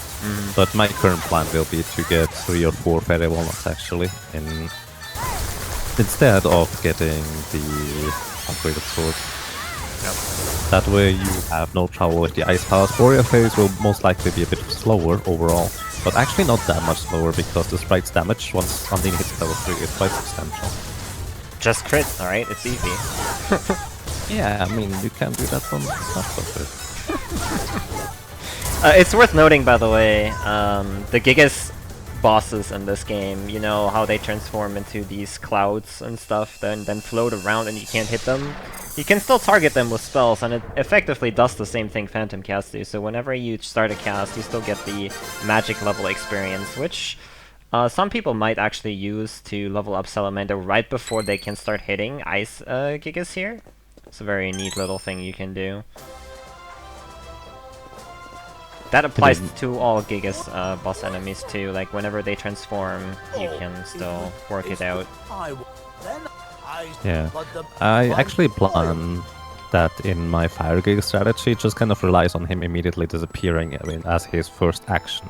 He doesn't always do that, but most of the time he does. Yeah. So it's a little bit of a risk, but not too bad. Uh-oh, Acid Storm. Don't get killed now. Nah, it won't kill. Takes more than that. Those turtle names are just insane. Yeah. Takes more than that. Crow just died because the turtle decided to hit him like that. It's just ridiculous. It feels like there's nothing you can do unless you have proper armor and proper levels and actually fight everything along the way. You can, whenever they charge you can turn around, and if you hit them, even if it's a miss or deals 0 damage, they will get out of that animation, but it costs a lot of time because you use all your stamina to swing at them. But yeah, and you can... Oh yeah, that's the thing. You can only start running when you have 100% stamina. Ooh, speed down. Fortunately, at the very end there. Yeah. Depending on how far your other secondary cactus are away, you can tend to afford to just open and close the menu so they teleport right next to you. If they're far enough away, that works. If they're not too far, if they're not far enough away, it doesn't work. Yeah.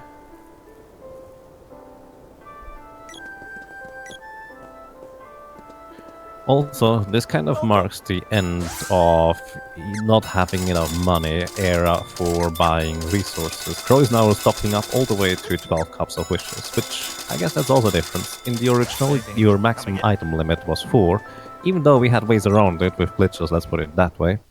The maximum item limit in the remake, you can actually set via option. You can set it to 4, 8 or 12. Why 8? I'm not sure, but you can set it up to 12 if you really want to. And in a speedrun, there's really not much of a reason to separate the categories between the different item limits or any other thing, so might as well just have an item limit of 12, because why not? Yeah. That will be especially handy at the end of the run, because stuff like Cups of Wishes and all that will be getting used frequently, probably. So having more than 4 definitely helps out a lot.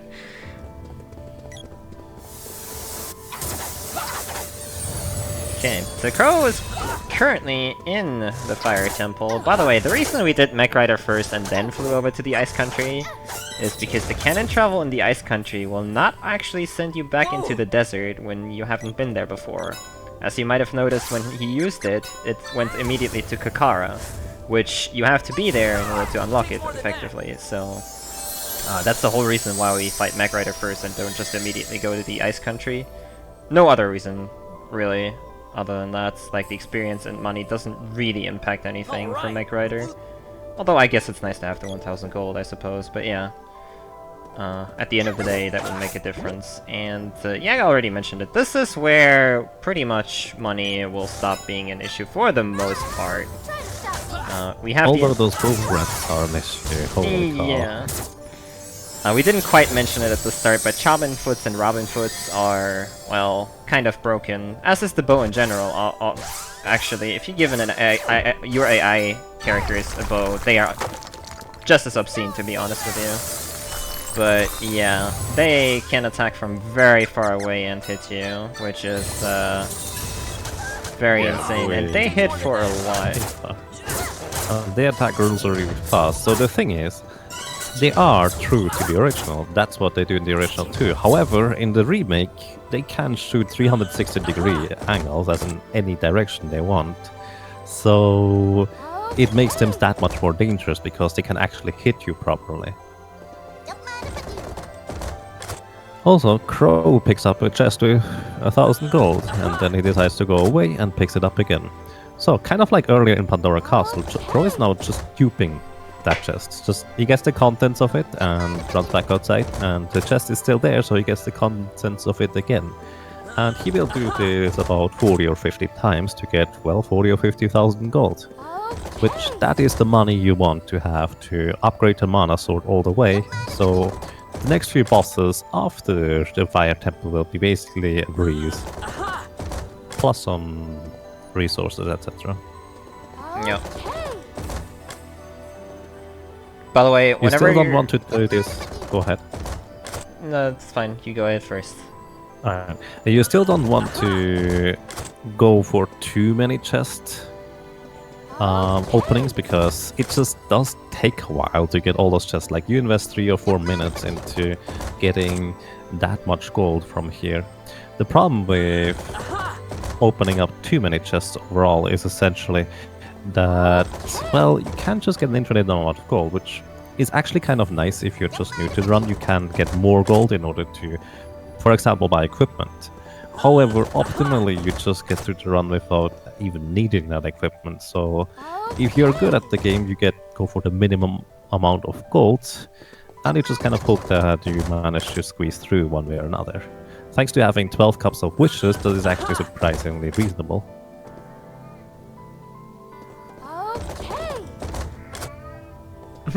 Sorry. If you can hear that, my cat was just deciding to scream. Wow. He has to like announce that. whenever he lies down, so he's going to bed now. I'm glad everybody knows now. night. But yeah, well, what I was going to say, yeah, this is chest dipping for those who missed it. You open the chests, you go out of the room. This only works with set chests, by the way. And then, yeah, if the chest opens, it will respawn, or it will still be there when you re-enter. The one catch is that the chest actually has to open during the screen transition. You have to see the found 1000 gold or found orb or whatever, otherwise it won't count. Like, Crow had like one transition at the very start where it didn't actually say anything. That one didn't actually count, so that's something to watch out for. You can't just like do it as fast as possible. You have to make sure the chest actually opens up in order to get the rewards.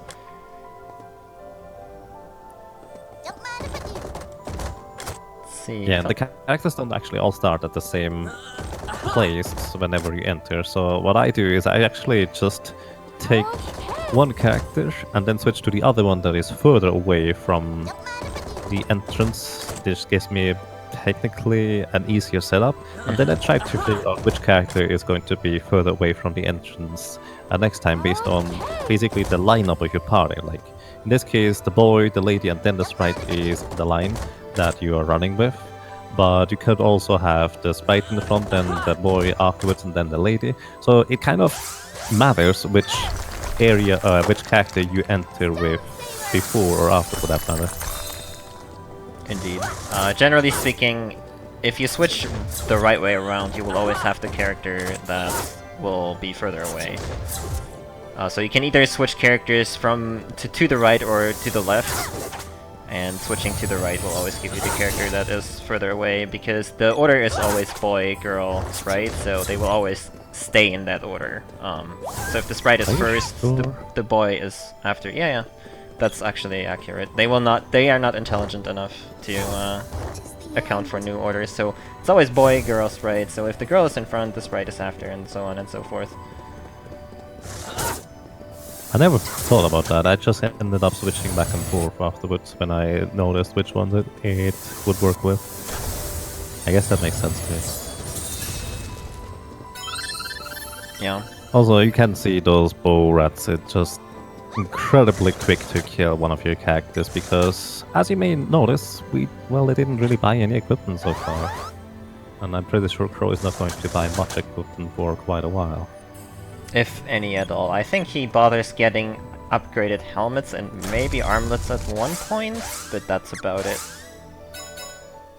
Yeah.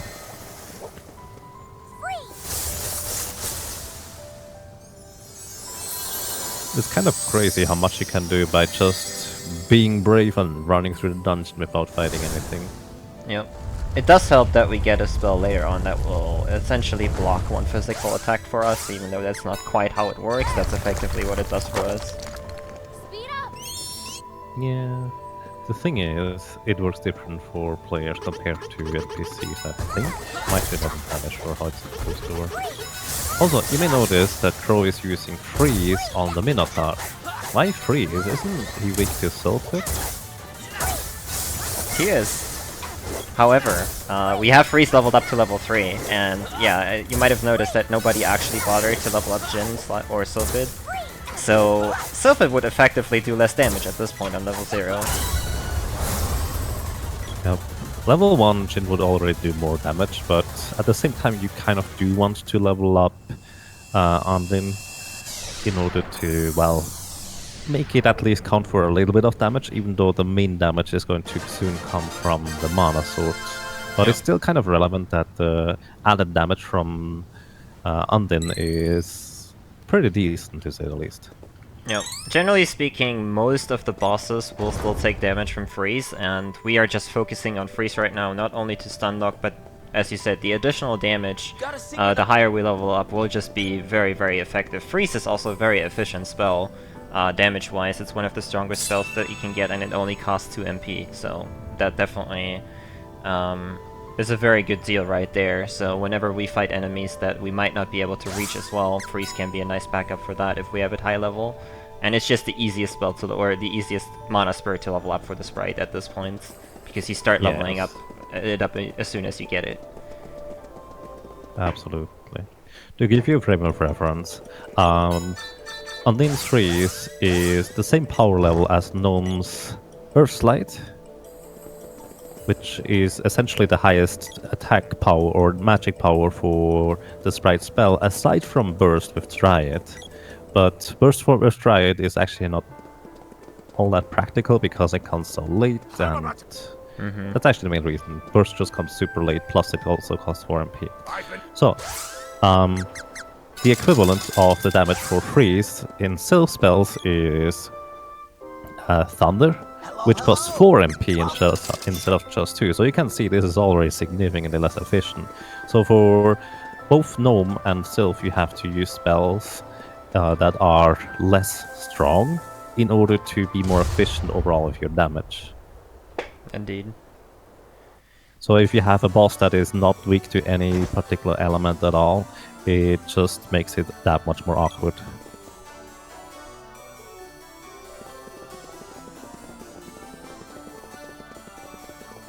So yeah, once you're done with Ice Country and the desert, you do have your 4 mana spirits. You did seal the seeds, and you get to go to the Empire. Now, before Crow did that, you notice that the boy now has the mana sword, which is amazing.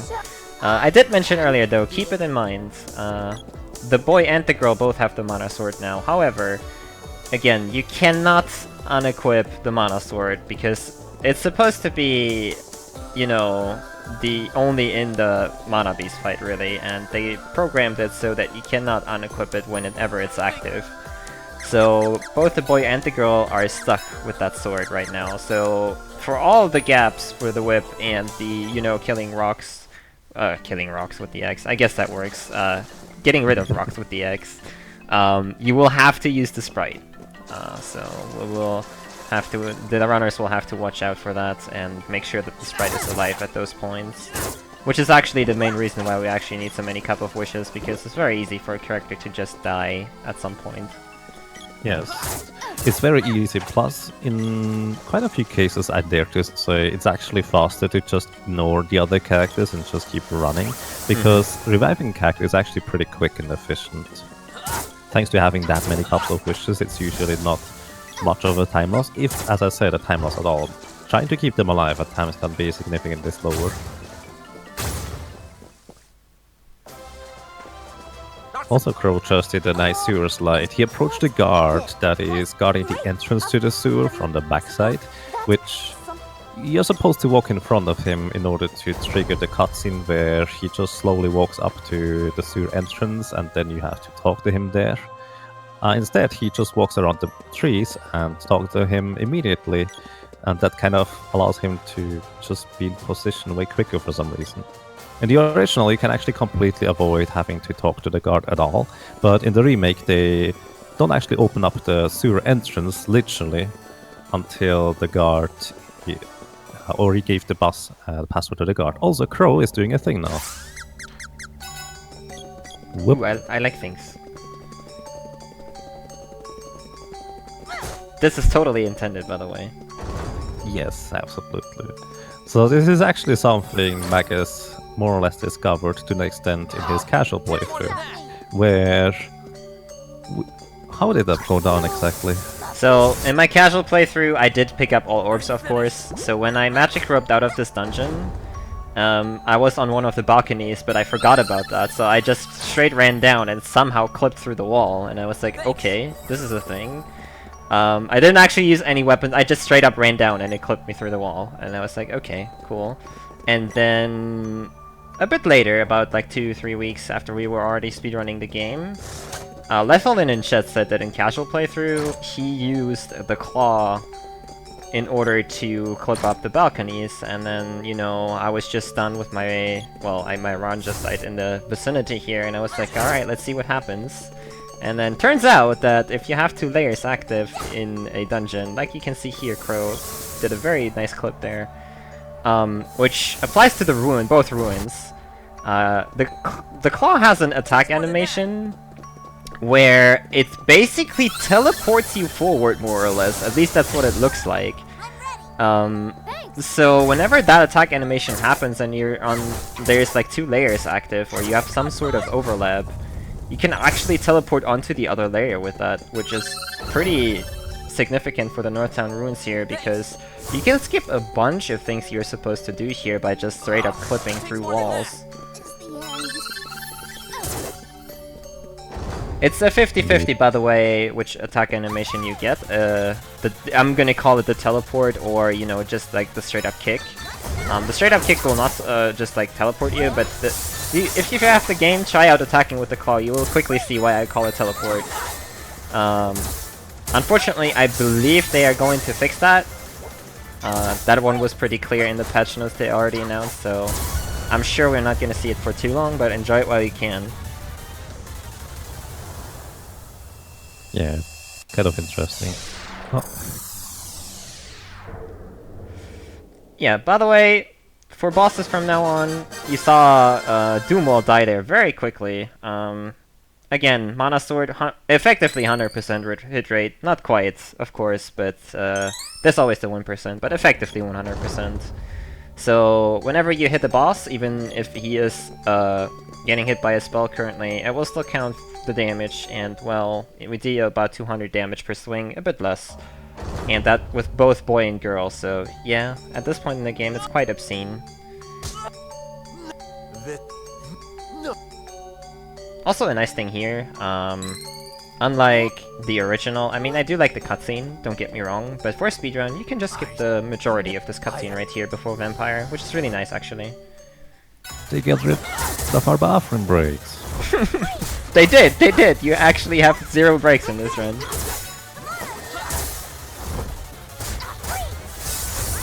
So once again, Undini's freeze is actually dealing a substantial amount of damage, but they also can just pile on damage onto Vampire, sometimes.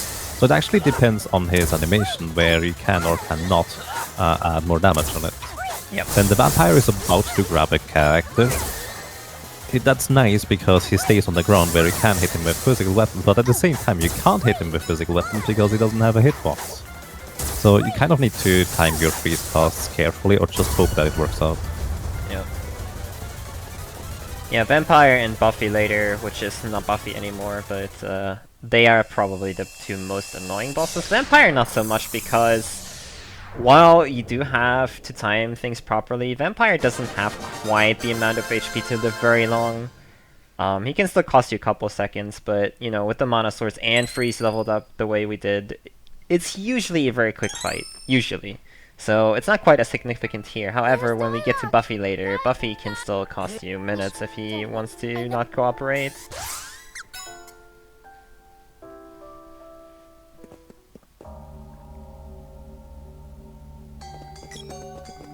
Alright, and, you know, not only did we skip into the dungeon, we skipped the cutscene by that, by the way. Usually you're supposed to talk to Fana, but turns out it does nothing effectively for the game, so you do have to, well, you don't have to clip back, but we do clip back here.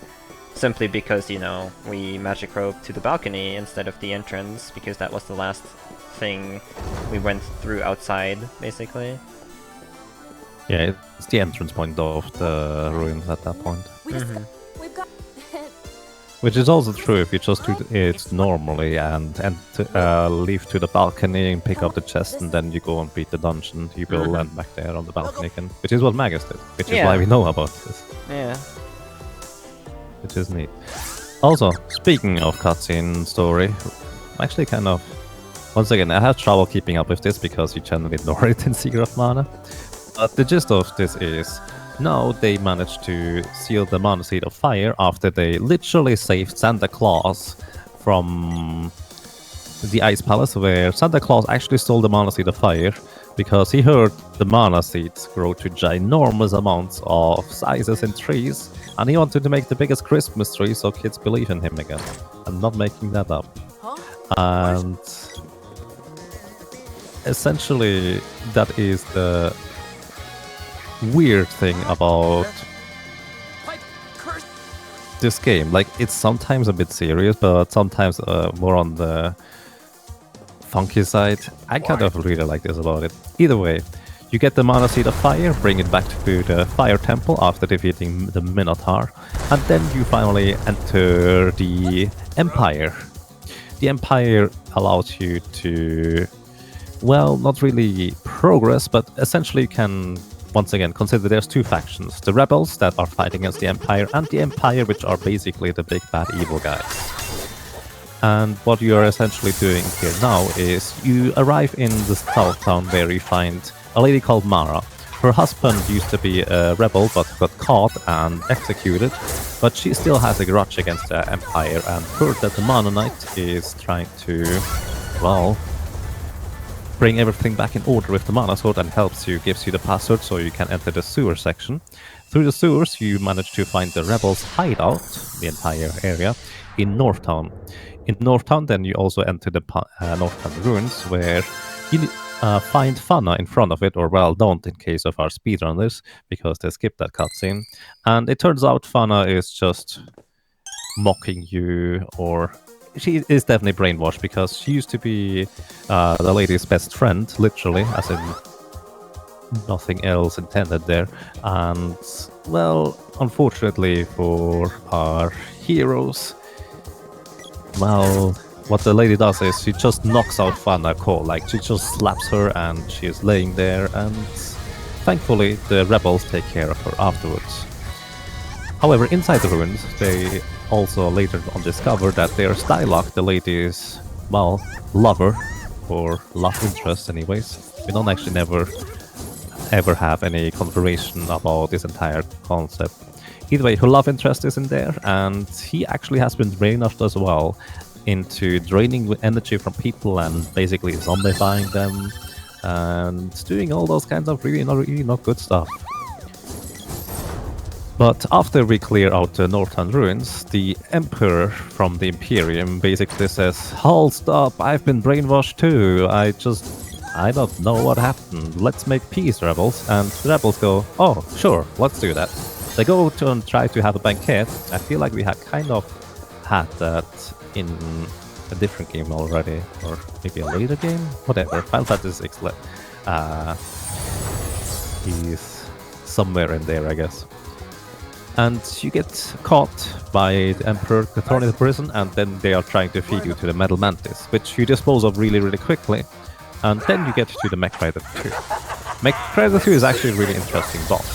This is essentially the leader of the army for this area here.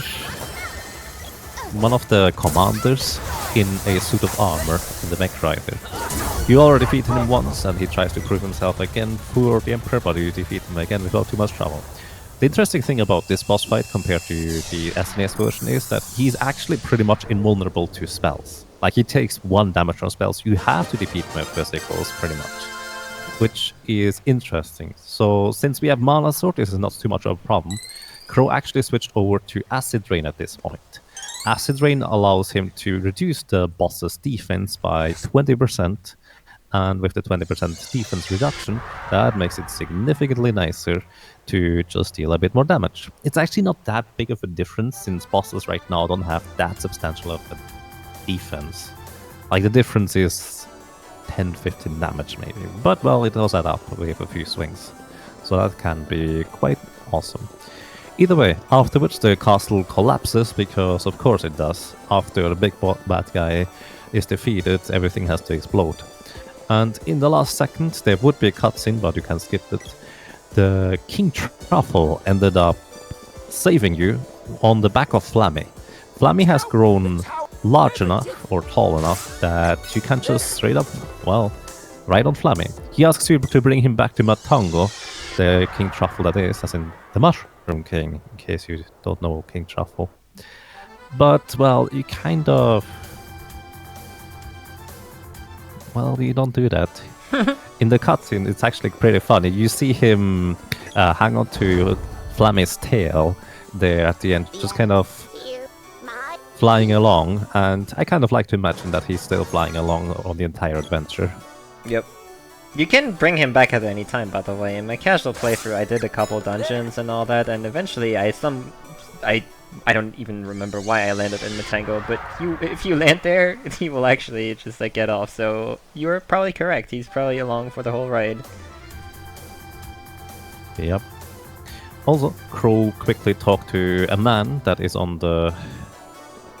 What are those things called? The tower area for the Gold City, and he's playing with fire here with Acid Rain on the boy still. Nah, that's fine. So either way, he got the key to the Gold City Tower. So Gold City is essentially, well, all gold, literal gold, because the king of Gold City abused the power of Lumina to transform the entire city into gold and everything around it. And that's kind of, I guess, how the Gold City Tower ended up coming into play. I'm not entirely sure how the story here works out. Either way, it's incredibly expensive to be around there, but they also have really good equipment. That was a nice crit. Yeah, you don't actually quite need that, but that's still nice. I think that saves 1 attack. Blue Spike, once it's also very true to the original, has like basically 2 phases, which he will pretend to die and then come back up with a second hit effectively. He has like, what, 400 HP left or whatever whenever he does that, so it's like 2 swings, or 3 maybe. But the crit is definitely very nice. It actually saved him the Acid Rain animation too, which is nice. That's true, yeah. Also, Gorgon Bowl. I actually really like the entrance of Gorgon Bowl most of the time he has.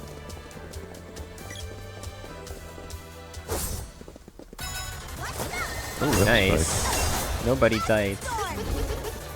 That's impressive. Gorgon Bowl, in the original, he has actually quite a bit of a load-up time until he starts moving. He's basically the statue first, and then he starts attacking and charging at you. But in the remake, he just straight up charges at you. I actually think that's pretty fun. Yep. I was definitely surprised when I entered this fight for the first time. Yep. He doesn't always do that, but most of the time. Yep. It's pretty neat. Usually, either the sprite or the girl, depending on how you move into the room, dies. He managed to keep all of them alive, but then the Gorgon Bull grabbed the sprite, and that was that. Unfortunately. Yeah. In the original, when the Gorgon Bull grabs a character that is casting a spell, that character is still immune to any damage. However, in the remake, it does interrupt the spell and actually damage the character, so it did just one-shot the sprite without getting the spell through. Also, I think it's worth noting that Crow has a couple of wishes selected as his quick menu button on the left side. He's just expecting characters to die left and right. Yep. And I feel like that makes a lot of sense, actually. Yeah, it makes sense if you expect that, but ideally, of course, nobody would die, right? Right? Yeah, it's unrealistic to expect at this point. Yeah, it definitely makes sense that this is probably something people should do. I will probably still not do that, because I like to have the Cure Water there instead. But yeah, definitely probably the best solution for Hotkey, to be honest. And yeah, I saw in chat, Crow did switch to Acid Storm. It doesn't stack for his hotkey, that is. It doesn't stack. However, it's just way quicker to stun lock a boss with that. You have enough damage output at this point with the mana swords that you don't actually need the extra damage from freeze. It can still be very beneficial, of course, to just cast freeze instead of Acid Storm. Acid Storm doesn't deal quite as much damage, not even close, actually. But yeah, it's just a small time save if you do as much damage as we do with the mana swords anyways. Indeed. I mean, it does technically add damage to each of the sword swings, so that's that. Yeah. But that's only really relevant later on. Also, one of the reasons why you may ask, why don't you just cast that one Acid Storm then go back to freeze? You only have 2 hotkeys. We wish we had more. If we had more hotkeys, we probably would do that. Yep. Generally what I do is I have freeze on hotkey for the whole run, and then whenever I fight a boss, I quickly select the freeze hotkey and then cast Acid Storm once. Which is a bit of a time waste, to be honest, but I like the extra damage from freeze in general. Indeed. Except for Mech Rider 2, he just doesn't take any damage. I am curious if they remove like the sword glitches and all that.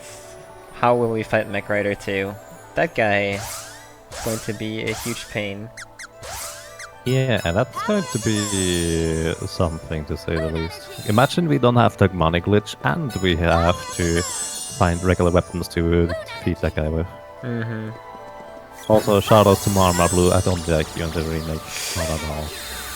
Yeah, they cast Magic Absorb pretty much almost 100% of the time. Sometimes you can get past them without them casting it for some reason. I don't really understand how it works yet, but most of the time you'll just get Magic Absorb. It will still focus most of the time. The character that is closest to the Marmor Blue, which ideally that's the boy and it does nothing, but yeah, it still locks you into place for a little short amount of time, and should the lady or the sprite get Magic Absorb, that's just annoying. Yeah, they lose all of their MP because they just don't have any magic defense at all. Yeah. So, in the meantime, we managed to free Lumina from the Gold Tower, and we now have the Summon Spirit of Light in our party. And the Summon Spirit of Light is super nice because Lumina essentially adds Lucid Barrier. Lucid Barrier allows you to absorb at least 1 physical attack for a certain amount of physical damage total, which that ends up being really, really handy overall. Now, on top of that, afterwards, you can go immediately to the Moon Palace, where you find Luna. And Luna, you may see Crow just run around the entire time, casting Luna spell again and again and again and again, just kind of running through areas. That is to level up Luna, because Luna support spells are insanely powerful. Essentially, lunar energy guarantees critical hits. For level 0 lunar energy, it guarantees 1 critical hit. For level 2 lunar energy, it guarantees 3 critical hits. For level 4 lunar energy, guarantees 5. Basically, it just level of Luna +1 critical hit is guaranteed. And critical hits just deal double damage, since we have mana swords, as in double physical damage, by the way. Since we have mana swords, that is even more useful than it ordinarily would be. It's quite substantial, to say the least. That was a boss, by the way. Yeah, it was. Interestingly enough, the Darkstalker here, I don't think it can drop treasures in the SNES version, right? Yes, he can, actually. He can, okay. I wasn't sure about that, because like when I got a treasure from him, I was like, okay, is this actually a thing? But yeah, he can apparently do that in both versions. I was really surprised though when I saw that. Yep, I've gotten a ninja glove from him once, as in the remake, that is, never in the original. Yeah. Excuse me. So, Crow finally goes ahead and gets a little bit of equipment, so a little bit of less damage taken from every single boss and enemy and source and damage and whatnot. Oh well. Either way, Tasnica is a well-reinforced castle, so to speak, and fortress where you cannot really just go in there the way you please or whatnot.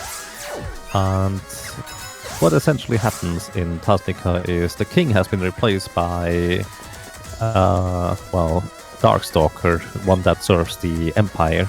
He's actually one of the generals, an assassin, so to speak, but thankfully he didn't kill the real king of Tasnica. Tasnica is one of the allies to the rebels, more or less, and fights against the Imperium, and they have already infiltrated the highest ranks, but we come along and notice, hey, that's not the king, and kill the Darkstalker.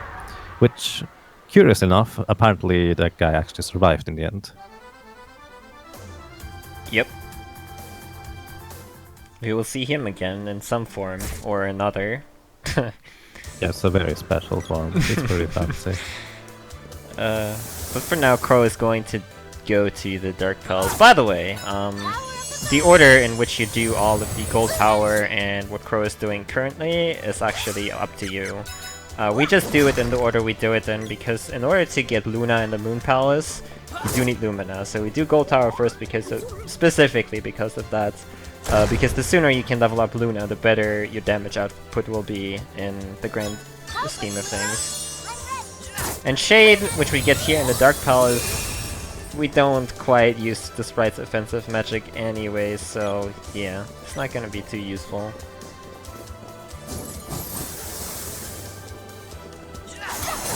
Yeah, Shade is actually a little bit useful in the end, but it's a very niche use. Well, I guess, yeah, Shade is useful for the final boss, I suppose. But other than that, yeah. Also, as you can see, Crow has to make sure that the sprite is just always around, because the sprite is the only one who can switch weapon. He has to use the sprite in order to jump across those rope holes. He has to use the sprite in order to knock down those pebbles that are in the way. So it makes it a little bit more awkward, but the additional power of having 2 mana swords is absolutely worth it. Definitely. And as you can see, he just keeps casting again and again and again and again and again the Luna Moon energy just to level up Luna as quick as possible overall. Yep. For the time being, by the way, whenever he runs out of magic with the girl, he's probably going to use a walnut rather than trying to level her up. Ideally speaking, if you had an ideal speedrun route, you would know how much experience you have and then level up properly, but yeah, that's really tough to do. Yeah, I don't think we've even considered routing it that specifically. Yeah. It's fine, the walnuts at this point are pretty much free, more or less. It's 500 gold, and at this point, enemies do drop a ton more gold than they did previously, so you shouldn't ever have an issue with running out of walnuts. Indeed. So there's a really special thing you can do in the remake with lunar energy to guarantee critical hits that you cannot do in the original. And that is that you can guarantee critical hits,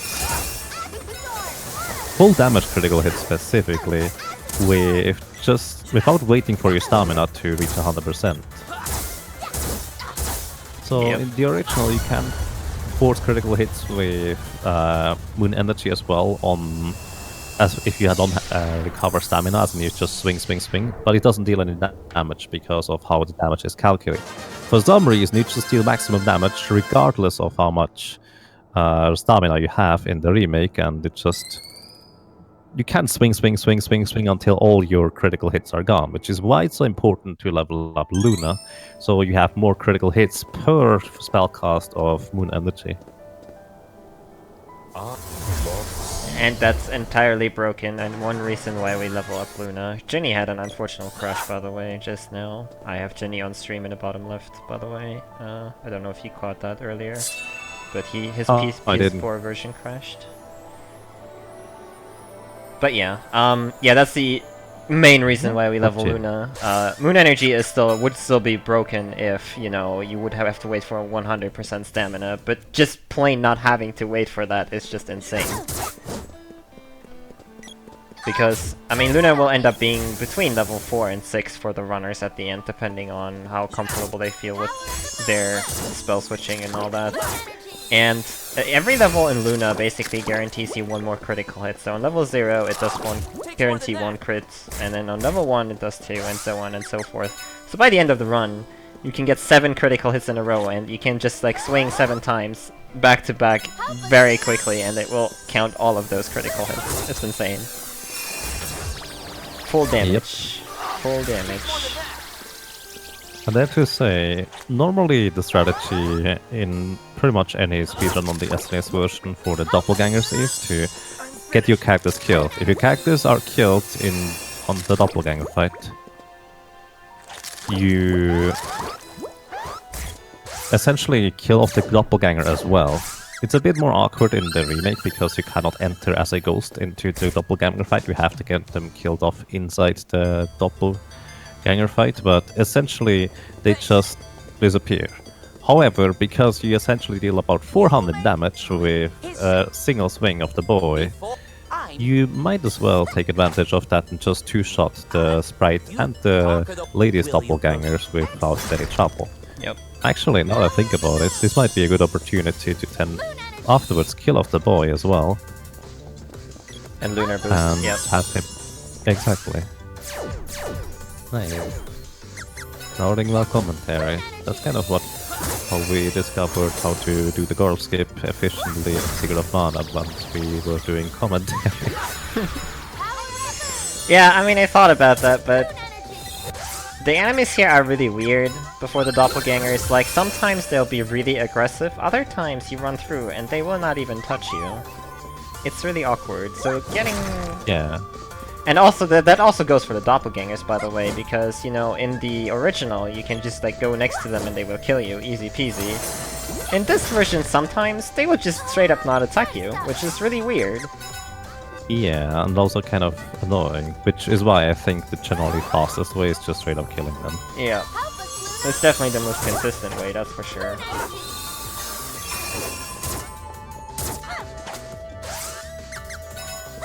Why do you want to kill off the boy with Lunar Boost? It's fun, right? Sure. What does Lunar Boost even do? Let's put it that way. I think we want to probably start there. Yeah, so Moon Energy is already very good with the guaranteed crit. Another buff Luna has for the girl is Lunar Boost. Lunar Boost does increase your attack power. In the SNES version, it also removes all of your evasion, but I think Stinger confirmed that that's not actually the case for this version. So effectively it's just an attack buff.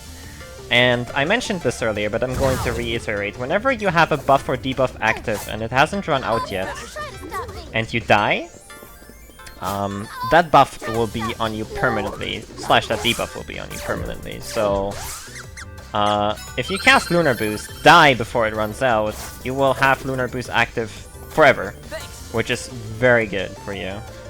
I didn't quite catch whether Crow did that. See, here you can see the doppelganger doing his thing. He's trying to get this right killed, but it just won't cooperate. Yep. They don't like you. There we go. Alright.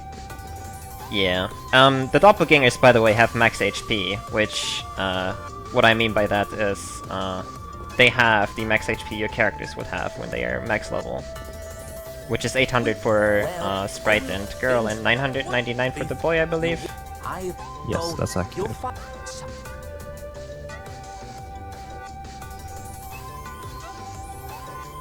But yeah, you still want to keep an eye out. Buffs and debuffs work separately, so you can have both active at the same time as well. So should they die to Fire Bouquet at some point, which is an attack down buff, and then buff themselves with Lunar Boost, well, those two will seemingly cancel each other out, but effectively both will be active all the time, which is really annoying.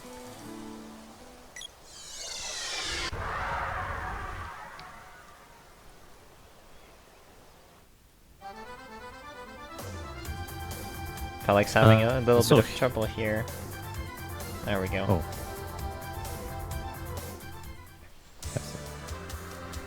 Alrighty, and we are going to be facing off against a guy that used to be the Stalker, the Darkstalker, and he's now a gigantic watermelon with legs and a gigantic mouth. It actually looks pretty funky. I actually really like the design.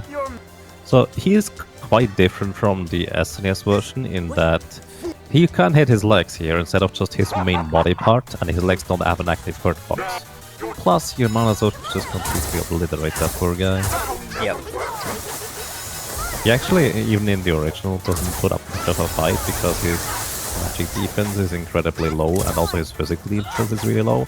His main danger really would be that he deals a ton of damage with his spells and also his abilities, but you don't let him. Yep. Oh, that's bad. I hope Falexx resets. Oh, Fire Bouquet this, no. Yep. I'm not sure he knows. Permanent debuff now. You will quickly notice that the boy will deal about as much damage as the girl now, which is not supposed to be the case. No. Yeah, he has a higher strength growth in comparison. Yep. A way higher, by the way. I was astounded when I had my casual file up. You can check the stats of the characters, and it's crazy how much difference they have. Even the girl and the sprite, actually. The sprite is really weak. It's pretty insane. Yes, that's accurate. I kind of hope he dies here. So Yeah. he actually has to reset, but... yeah. He's currently trying to apply Lunar Boost to his characters, I believe, and then kill them off. At least from what it looks like he's trying to do. So he will at least have it cancelled out, I suppose. By the way, what he could do is force another Fire Bouquet and then let the debuff run out. That works. Whenever you buff or rebuff after having it active permanently, it will actually then, if it runs out, be removed. So you could technically do that. But getting a specific character hit by Fire Bouquet is going to be a bit of an issue. So, yeah. Yeah, for now, he's okay, because he effectively has both buffs active, which should still be fine. It's probably gonna end up giving him a 2-cycle in the Mana Beast, but that shouldn't be that big of a deal? Question mark? 2 cyclists, as in Mana Beast, is pretty easy as long as you have it under control. What is Crow doing? Oh! Oh, I did not know that one. When was that discovered? Did you not know that you can hit the switch from below? Dang. No, I have no clue. Yeah. By the way, my stream for Crow is about 4 seconds behind yours, roughly, just for reference, but yeah. This is a very neat little trick here. The whip, actually, we saw this earlier in the Empire too, but we never talked about it. It has a seemingly little bit higher range in relation than in the original. So, since you can attack diagonally and all that good stuff, you can reach a lot of switches that you are not supposed to. So in the Empire, we had the switch that you're supposed to teleport to. You can just hit it from the below. And this one as well, you can just hit it from below because the whip has this basically a whole full screen range. It's really handy. Oh no, Crow got his magic sucked out. No. That's really annoying. Hydra! Yeah. Go ahead. Hydra can be very dangerous if you don't contain it quickly. Doesn't necessarily have to be, but Yeah, just like Jabberwocky knows Acid Storm, and a lot of other nasty physical abilities, which you can cancel out with Luciferia very easily. However, yeah, if you don't lock him down properly, it can quickly snowball. One of the most dangerous attacks Hydra has is it's a group fire breath type thing that engulfs you in flames. Kind of like Spiky Tiger does on a single target, but for the entire group. It doesn't deal much physical damage. Every character, even without armor, should survive it. But since it locks you down and engulfs you in flames, well, it can still spell doom for you, because you can then cast anything or just attack anything with his physical attacks right after. Mm-hmm. That was still very good, though. A bit unfortunate that the sprite just got sucked MP by the Marma Blue there, but yeah. I generally, by the way, these Marma Blues that are in the underground here, I just kill them immediately with Moon Energy. I don't want to bother with, like, having them suck out the MP like that. That is effectively slower than what Crow tried to do, but at the same time, I gladly take one Moon Energy rebuff over having to use a Walnut. Well, I mean, at least it all trains Luna up a bit further, which is nice. That's true. Alrighty, let me actually catch you up a little bit on the story. After they managed to reveal the Darkstalker being, well, or the King in Tasnica being the Darkstalker, they essentially also finished up the Temple of Darkness, where they found Shade, which is the mana Spirit of Darkness, which lends its power to the sprite only, because he is mostly an offensive type of spell caster. And afterwards, basically you guys are joined by... you visit Zage Jock on top of the Lofty Mountains, which essentially, if you play the game normally, he would just kind of tell you where to go every single time you visit him. Like, you visit him first thing that you do after you get Flammy, he tells you Zage Jock is not here because he is somewhere else, etc. We skip all of that because we know exactly what the pre-requirements are in order to get through all the way here. And, well, this kind of allows us to just go up the Lofty Mountains, complete the trial where you need to face your greatest fear or the biggest strength or whatnot, defeat your doppelgangers, and then we are ready to enter the Tree Palace or the Grand Palace or the Mana Palace, whatever you want to call it, where you find the Empire already making work on the Mana Seed of trees, leaf, something like that. Mana Seed of Mana. Yeah, we can go with that. It's a bit weird to describe. It's basically the Mana Seed of Mana. It's kind of accurate, actually. And, well, we defeat the other guy once and for all, essentially. Just kind of for good this time. Because, well, he transforms into the gigantic watermelon, and he is no more afterwards. We try to seal the Mana Seed of Mana, where Dryad, the spirit of, well, Mana, resides, and oh my goodness.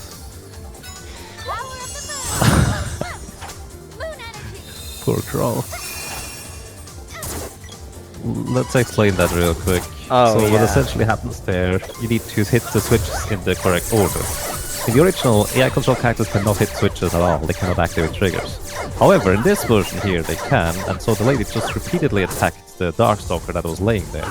And she got interrupted by her attack, and it also does not cost her any stamina, so she instantly attacks again as the AI control character, and because the Darkstalker is still dead, she attacks again, and again, and again, and again, and again, and again, and again, and it just stops the screen for, well, a while until the Darkstalker finally has time to die. It's kind of awkward.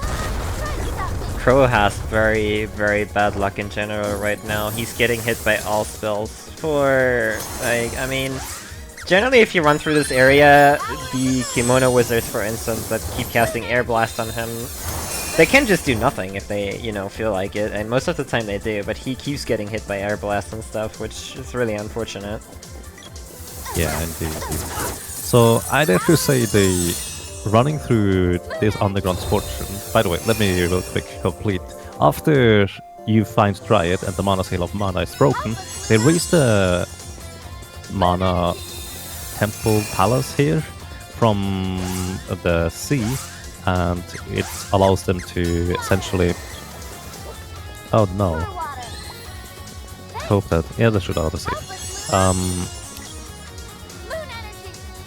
They raised the mana temple from the sea, and, well, now you have to go through the underground city, which is basically the ancient city of the Imperium, or the old empire, so to speak, which, well, they are now allowed to traverse through ruins that are long forgotten, which they have trains in there, they have all the fancy technologies, basically kind of like a super advanced civilization that is long forgotten and long dead.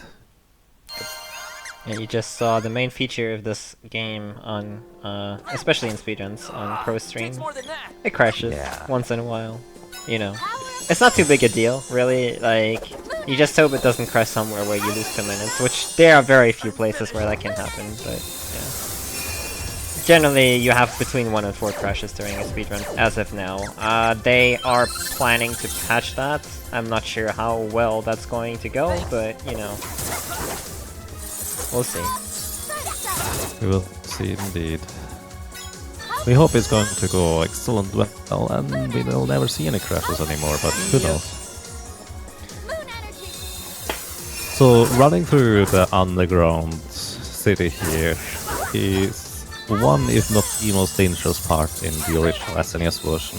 In the remake, it's not as bad, as in, it's actually pretty reasonable for the most part, especially those metal crawlers are significantly more tame in comparison.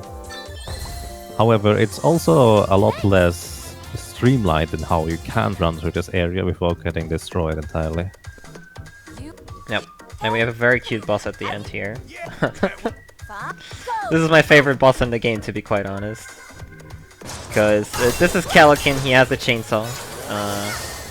The gimmick to Calokin is pretty much that you can't hit him from the front, and he will, or try to cast Lucid Berry at level 5 eventually, which prevents all physical damage. So you're supposed to beat him with magic. However, Calokin does have a very low amount of HP for this point in the game. He only has, like, I think 1,250, if I'm correct? I don't know. Somewhere around that ballpark anyway. Yeah. So you can still hit him from the back, and you can just kill him with 3 swings if you have critical set up with Moon Energy, which is really cute, if you ask me. So you just have to run around and then kill him from the back with 3 swings. It's pretty nice. It will, by the way, also pierce Lucid Barrier for some reason. You won't quite deal max damage, but you will still get hit. I think it's more that you just completely destroy Lucid Barrier in the process. As in, it absorbs a good amount of physical damage, but it just doesn't absorb that much. Like, I think it absorbs about 1,000 damage, but since you deal about 400 or 500 damage per swing, well, that's not going to last long. Indeed.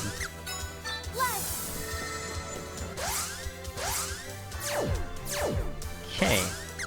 So now we're in the main portion of the palace, actually, and if you remember from the original, you still have to do the same things here. You have to activate these orbs with the proper elemental magic, so for every room is pretty much colored in the element you're supposed to use on the orb. For once also, usually orbs are kind of specific in what they want to have cast on them, as in spell-wise. You can't just cast any spell from the Mana Spirit. These orbs are lenient in most of the cases, I guess, I should say. There's still some restrictions eventually, but for the most part you can just cast pretty much any spell of the corresponding Mana Spirit and it will work out in your favor. So all you gotta do is like activate these orbs. There's usually 2 in every on every level, and then you move on to the next level essentially.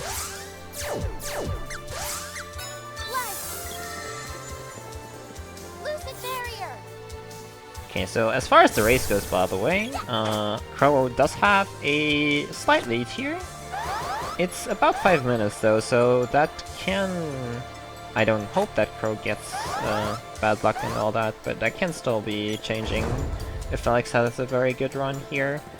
Falexx just passed Hydra, and then Xander just getting started, so about the same difference between Crow and Falexx and Zander at this point. Jinny is a bit behind, but I think two factors. One, it's his first full run attempt. Two, he's on the PS4 version, which has more loading times, so there's that. And I believe Nariom off screen is slightly behind Zander, but not too much. So that's the current standings in the race right here.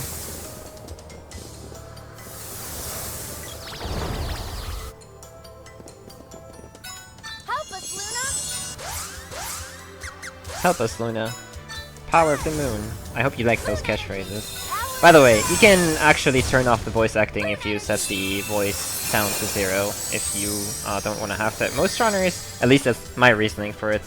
I know Yaga runs without voices, for instance, but I like to run with voices simply because I have an indicator when things are happening. So that's one nice thing about the voices. And the voice acting in this game, to be quite honest with you, it's not as bad as people make it out to be. There's a couple of lines that are not very great. That could be better delivery, but overall, it ain't too bad.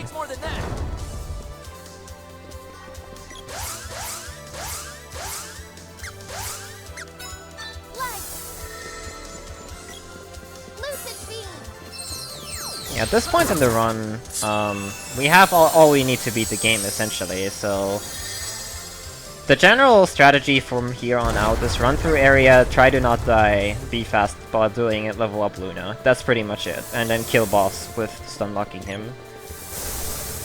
So there's not really much to pay attention to, however it can be quite difficult to navigate properly through these areas. The Mana Palace here, for instance, also has very annoying enemies. Those swords, by the way, they are okay to navigate around. But we also have turtles, if you remember them from the Ice Country, the upgraded version. And they will deal a ton of damage to you. You have to watch out for those guys.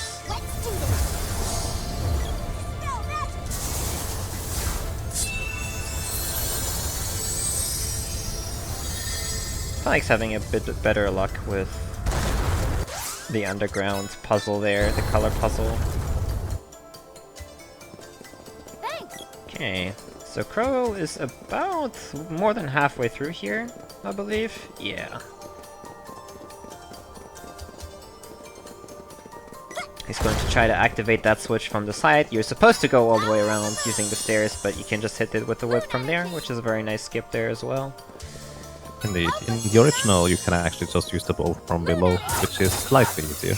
I think you can do that here too, but the imps that are at the bottom there, they are very dangerous. They will also be very aggressive in their attacks. So I think that's why people generally avoid that, hitting the switch from the bottom. They will effectively one-shot you, by the way, if they hit you, so yeah.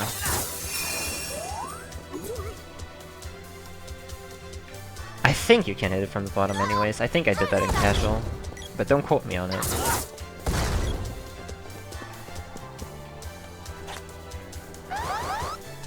Okay, so we have one more orb here for Crow. You don't actually get to use Dryad in the palace, interestingly enough, on an orb. Just Luna to make a rope pole appear.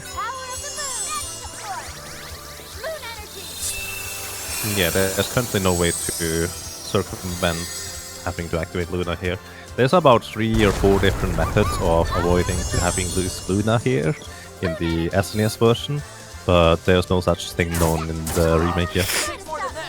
Ah, Crow, don't fight the turtles! Man. I want to say that most of the time, if you just plain ignore the turtles, you can just run past them. Ouch. But that's just me, maybe. I think generally speaking, I agree. The tricky thing is that the turtles that are in the entrance here, if you don't touch them, it's usually fine, but as soon as you touch their hitbox, they seem to react to that for some reason. Yeah, that's what I noticed as well. Yeah, turtles are very devastating. There we go. The ninja turtles, of course they're devastating. Okay. Alright, another cute boss right here. You do want to cast a spell on Snapdragon, and then, yeah, well...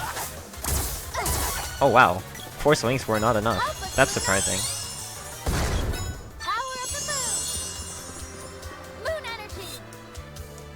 Huh. I wonder whether Crow got hit by something and I missed it. Maybe, I don't know. Because 4 swings should definitely be enough. 4 swings... I think you can get low enough damage rolls that it's not enough. Actually, I'm not sure you can get... He doesn't have Lunar Boost applied from... That makes sense, yeah. So he will gradually recast Lunar Boost because he doesn't have a permanent buff like Falexx does. Well, Falexx also has that permanent debuff, of course. But, yeah. And yeah, this is Hexus. Hexus is a very annoying boss in the original. Definitely probably also supposed to be annoying here. However, well... She doesn't really do a whole lot if you lock her down. Yeah. Even without the lockdown, she is so much easier to take down. She, in the original, one of her most dangerous things is that she basically, if you get too close to her tail at the bottom, she has a pulsing, let's say, aura around her where she continuously hits you with her tail and just pygmies you with physical attacks for massive amounts of damage. In the remake, the bosses that generally have tails like snakes, well, literally Great Viper, Dragon Worm, and Hexus here, they are not nearly as dangerous because their movement and their entire hitbox of the bodies is significantly easier to work with. Yep. The one dangerous boss out of that trio is probably Dragon Worm if you don't go in prepared, but yeah, I mean if you prepare for it ahead of the fight, they are really no issue at all. Speaking of issues, we're about to enter the next boss fight, and yeah, that one's a doozy. Yeah.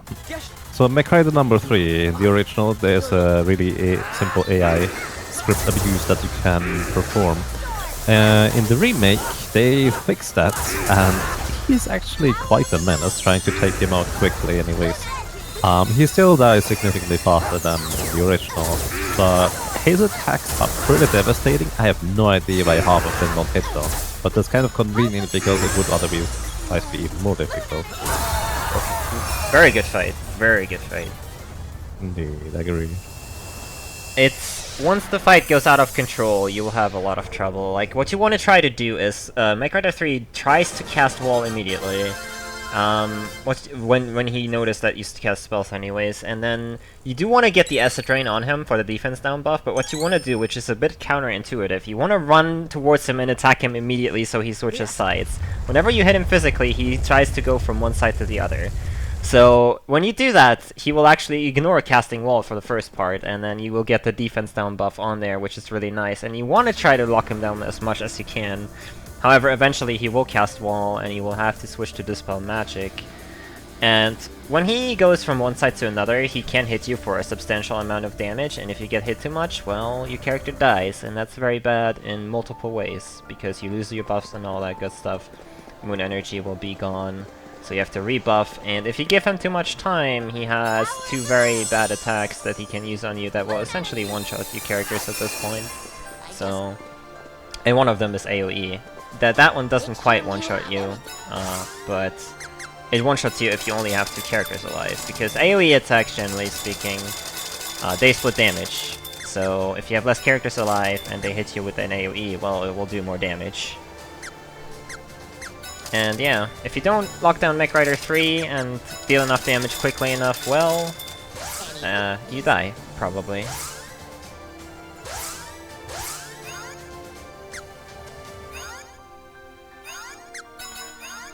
So, after beating the MechRider 3, the Mana Fortress actually appears. They managed to revive it, and we will go to the Neko here and try to buy some very basic equipment. Well, it's not basic, it's the ultimate equipment you can buy. But since we are so short on money, he just bought a couple pieces to have very basic defense for the next part, so he doesn't get one-shot immediately, in case something should go wrong. But yeah, for the most part, he's probably going to use Lucid Barrier to try and, yeah, protect his characters. However, that doesn't quite work as, yeah, Sprite is already dead. Yeah, Enemies this in is the- not a friendly area. No, the Pure Lands are arguably probably even more difficult than the Mana Fortresses after this. The enemies here deal a ton of damage. And, well, the Mana Fortress enemies do too, but I find it easier to navigate there anyways. Maybe that's just me though. I don't know, especially the No. Griffin Claws are devastating. Also, right now, the lady for Crow does the same amount of damage as the boy. I wonder whether he also got a fire bouquet somewhere. If we think positive, the lady might have permanent lunar boost. Yeah. Maybe. I think you're supposed to deal about 500 damage, you know? Dang. Takes more than that. Yeah, that was Dragon Worm. I hope you didn't blink. That's about all the bosses are going to do around here. Dragon Worm, like I mentioned, can be a little bit dangerous, but if you have Lucid Berry up going into the fight, you're fine. Also, one thing I think is worth mentioning that we kind of haven't touched upon yet. You are very limited in how or when you can open your menu and how you can target allies or enemies for that matter. For example, you would think, why don't you just cast immediately a spell as soon as you enter the boss fight? He's right there. You did not. Why are you waiting so long? Magus, why are we waiting so long? Well, first of all, the boss has to be on screen to be targetable. Like, the hitbox has to be on screen, otherwise you cannot target the boss. If the boss is off screen for the game or the hitbox, then sorry, you can't cast the spell. Another thing is that if you apply a buff, or heal yourself, or get hit by an attack, for that matter, you cannot target the character that is currently getting hit by that thing with another thing, unlike the original, of course. So you do have somewhat of a limitation with your buffing time, which is why runners generally tend to use buffs on screen transitions. Like, you see Crow here, he uses Lucid Barrier, activates the screen transition, and then lets it resolve, just so he can cast Moon Energy on the next screen immediately afterwards. If you would do all of this in one fight, it would take forever, because you would be limited in your casting time.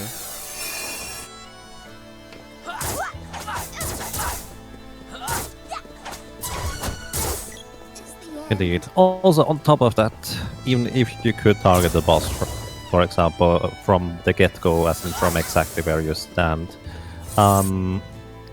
you actually have to wait about a second until you can actually start opening the menu. Because on the screen fading, you cannot open the menu. It's actually kind of irritating. That is true, yeah. The loading in blocks you somehow, I don't know why. Alright, this is X-Peak. This was X-Peak. Yep. Unlike Springbeak, you can hit him from the front for some reason. That is not like the original. In the original, he does have a shield basically in front of his nose with the beak, where you cannot hit him from that direction, but in the remake, you can just straight up go and hit him. Yep. Also, I'm pretty sure you don't need the sprite for that fight, by the way. You can just straight up go and smash him. Yep, with 2 moon energies, it's enough to switch characters, and then you can do enough damage to just straight up kill him. It's pretty funny. Okay, we have Falexx on Mech Rider 3 right now, which is hopefully going to go well for him. It looks good so far. Something good.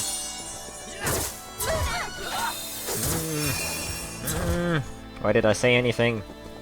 Help us, Luna! Moon energy! Okay, I think it works out. As you can see here, Dispel Magic is used because Mech Rider applies Wall, which reflects spells. Dispel Magic is the only type of magic that, well, it's supposed to dispel Wall, or it tries to anyways. And that's why it can still hit the boss without being repelled to your own canvas. Okay.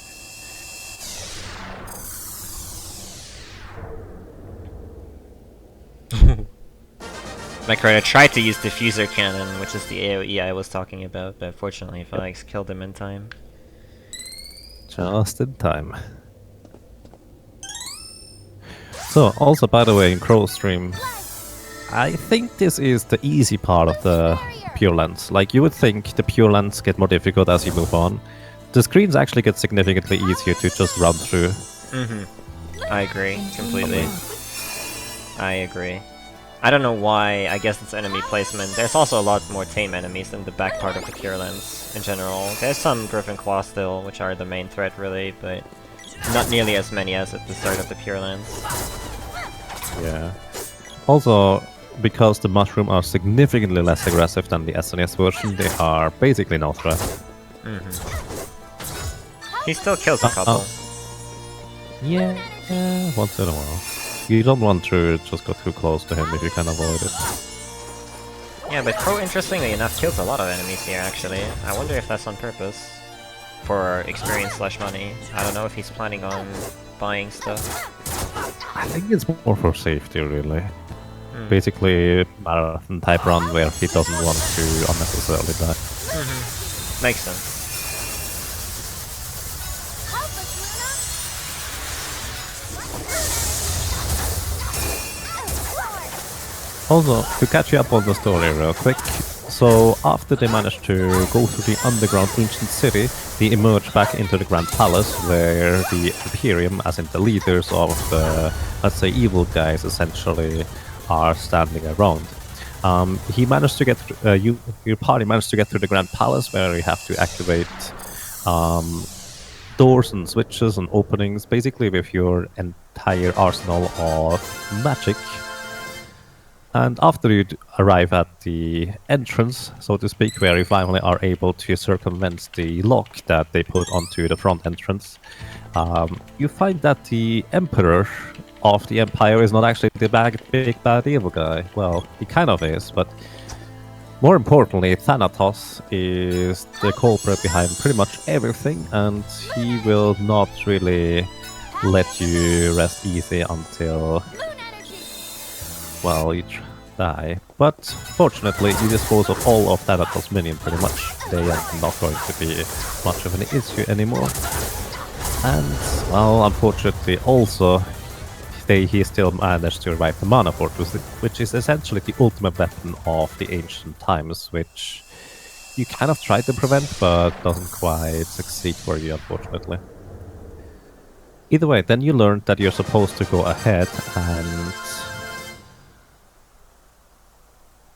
go to the Pure Lands. The Pure Lands is essentially where the Mana tree is residing, and with the Mana tree's energy and power, your sword should be strong enough to take on the entirety of the Mana Fortress. At least that's the plan. Well, we'll see how good that works out. Just a little bit, yeah. Quickly before the cutscene, see the question, why does Crow spam attack? We use Energy Ball to guarantee the critical hits. Unlike the original though, you don't have to be at full stamina to actually deal full damage critical hits, so you can just swing repeatedly, and every critical hit will do full damage.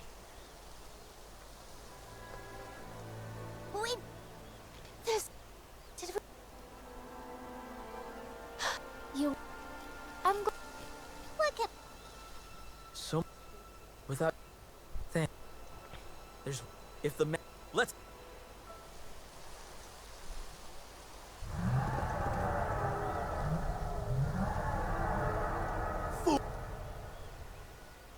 Sneckus Jerk, yeah, Falexx had quite a bit of trouble with the Dragon Worm earlier. He is one of the most dangerous fellows to try and take on. If you manage to get a jump on him, he is fine and reasonably easy, but he can cast a ton of spells on you, even if his physical portion, unlike the original, is not nearly as dangerous because he almost never hits you.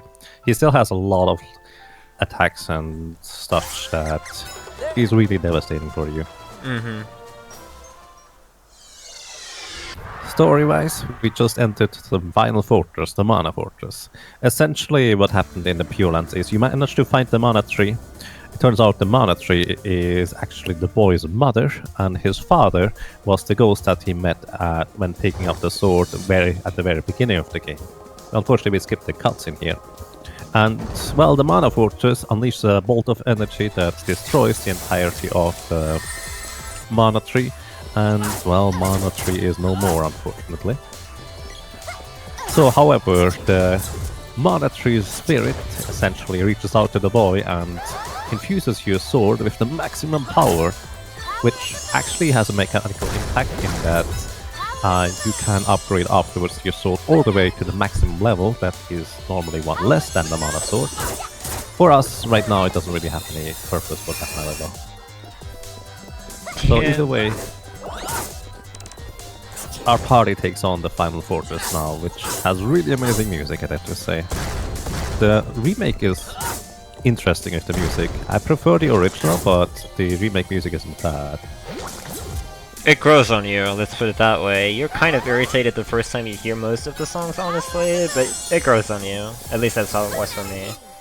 Yeah, I think so.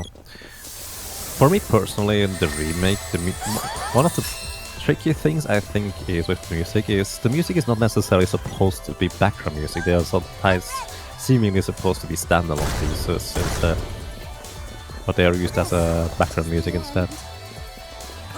But either way, we are about to enter not Buffy as a boss. What is the boss? King Vampire. Yep, it's the King Vampire. And King Vampire, or well, Buffy, as we like to call him, because that's how it's called in the SNES version, he is a little bit of, little bit of trouble. Just a little bit. Well, it depends on how cooperative he is. While he's flying around, you cannot hit him with any physical attacks. He has to be on the ground. Initially, he kind of starts on the ground for some reason, and then he flies back up, and then you just hope he jumps back down. As soon as he jumps back down, you can start hitting him with physical attacks. But, well, until that happens, if you are unlucky, he might just cast 20 spells on you. And there's not much you can do in the meantime.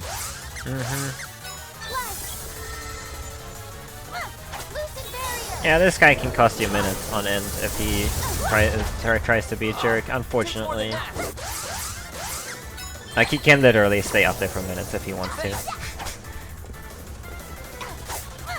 I'm not quite sure how the AI script is supposed to work, but yeah. What Crow is trying to do is basically bait him into, you know, trying to grab a character, but even that, like, if he doesn't want to do that, that's that, really.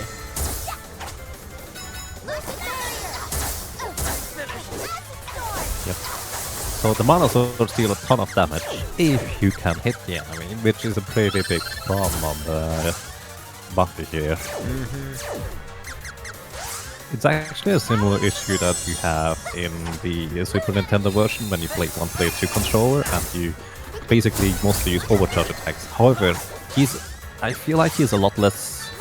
It's not that he's less predictable, it's more in the sense that it's not as easy to control him as you can control him in the SNES version, which makes the fight overall kind of a bit luck-based, honestly. Yep. It's definitely just luck-based. Straight up.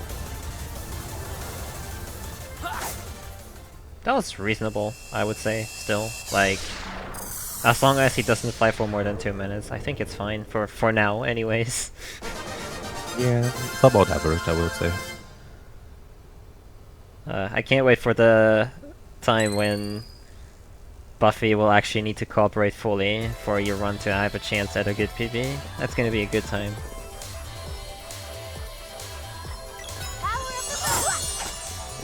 Hey, what do you think about that? MS Kane just mentioned, but by casting with both Gore and Sprite you can easily permalock if you do that casually. I think that's actually a pretty interesting idea. Well, the only issue I see with that is replenishing MP. And the issue I would see is that Moon Energy runs out, but at the same time you can use charge attacks instead. I guess MP would definitely be an issue on that node as well. Yeah, I mean, you could try to lock him with Fire Bouquet. I was thinking of Lucent Beam, of course, but... Fire Bouquet should do the job just fine, right? Yeah, actually it locks him down longer than Lucent Beam. That might just work, honestly. It's definitely not the fastest way, but... that should definitely be the most consistent way.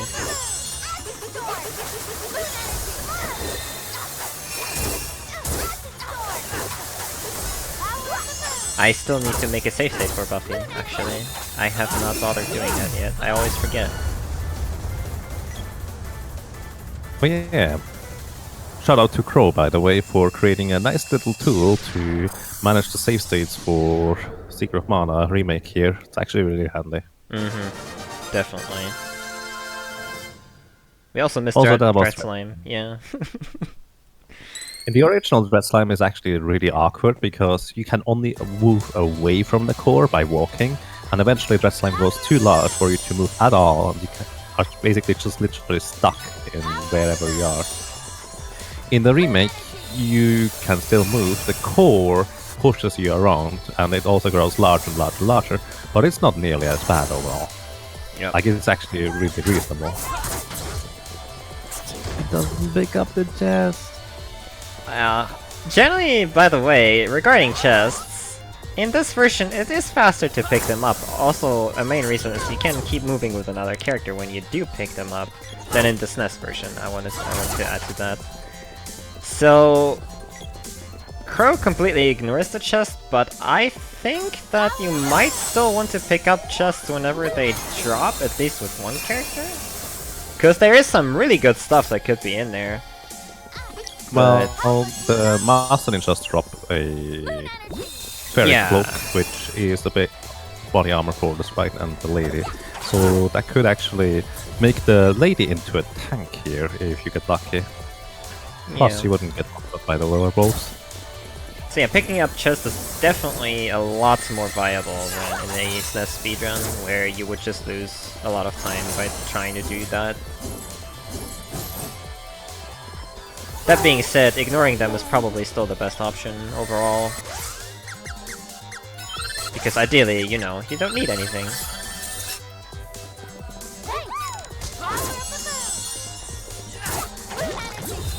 Ideally indeed. Worst case scenario, you get an instant death trap.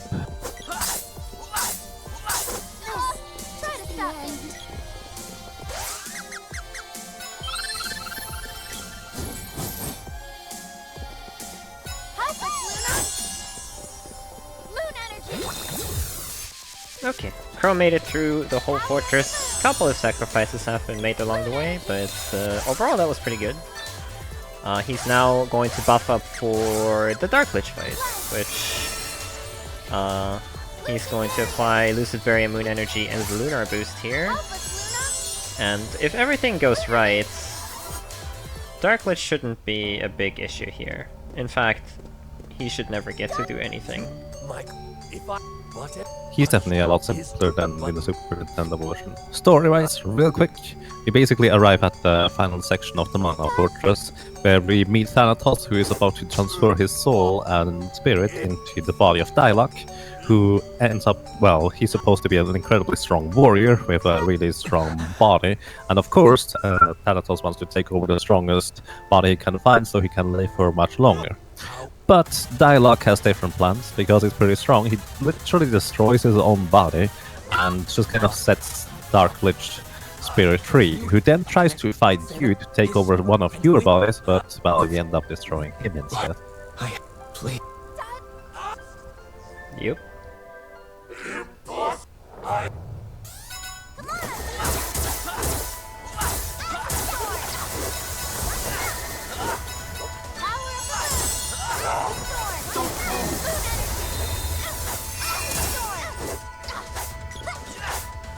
No problem. He's definitely a lot easier to control than in the original, I have to say. Definitely, yeah. Very nice fight by Crow. Very nice. Absolutely agreed. All that is left is to get rid of the Mana Beast.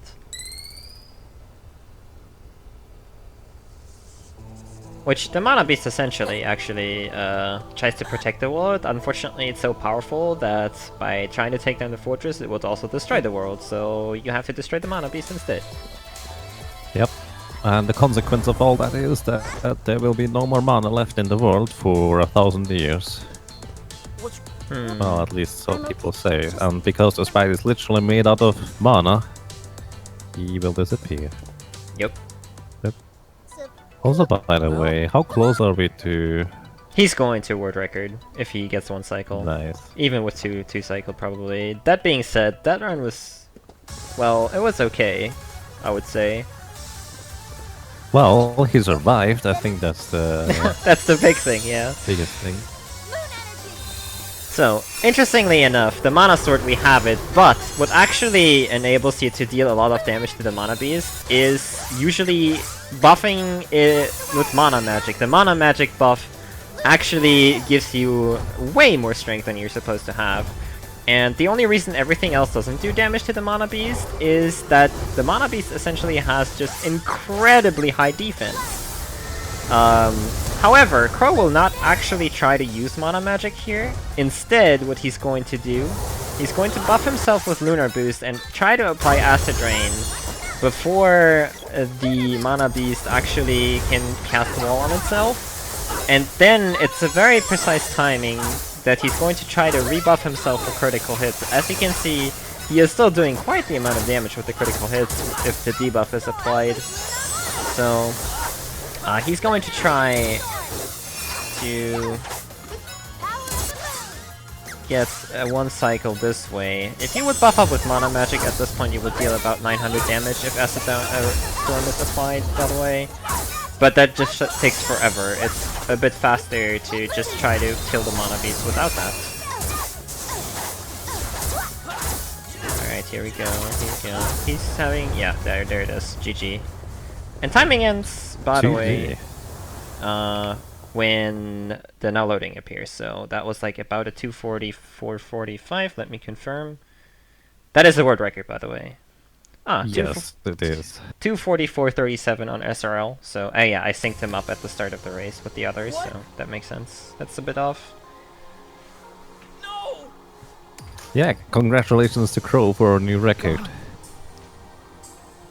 It is a very new speed game, and Yeah. the run is a bit rough around the edges. However, this is definitely the best run you are currently going to see until, well, someone else beats it. And let me tell you, while it looked a bit rough around the edges, he was still playing really well overall, really solid to say the least. He is not going to be easy to dethrone, I have to say. Unless you have something to say about that, Magus.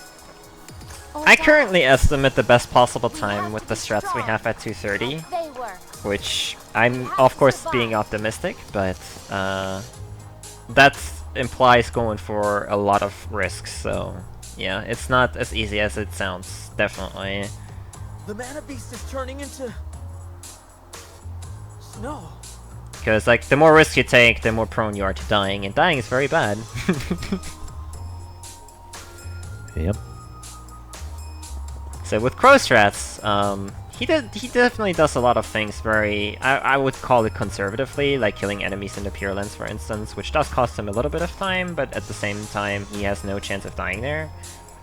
If you would ignore killing enemies and stuff like that, you can still save a substantial amount of time, but yeah, at the same time, if something goes wrong when you ignore the enemies, well, all that time Crow wastes killing them is already worth it. Indeed. The thing is, I feel like in a lot of rooms it's not reasonable, or I'm not sure whether it's impossible or not, but it feels like it is kind of ridiculous trying to find consistent strategies without attacking enemies, where it's to the point where you might as well attack enemies because it's just about as fast. Yep. Trying to just kind of circumvent them reliably, anyway. Exactly, yeah, the main thing is that we as the community have to figure out how enemies exactly work, like 100% sure that's how they work. Because at the moment, we have a general idea of how enemies are supposed to work, but sometimes they just do things that are not really normal or out of the ordinary, and we don't quite know why that is yet.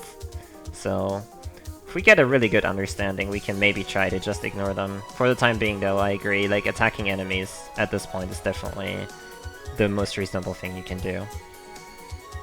Alright, let me quickly switch sound to Falexx. As much as we love the ending, he's going through the end game as well.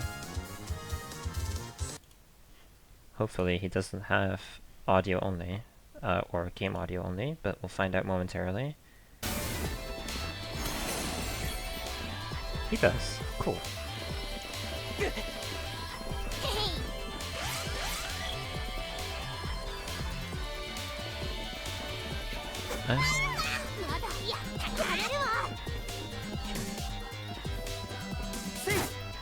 The credits, by the way, are really long in this game. You can skip them, so there is that. However... Oh yeah, we also... Yaga and I got 243 and 242 off screen, obviously. Duh. While we were watching and commentating. Easy. I was going to say something and now I forgot it.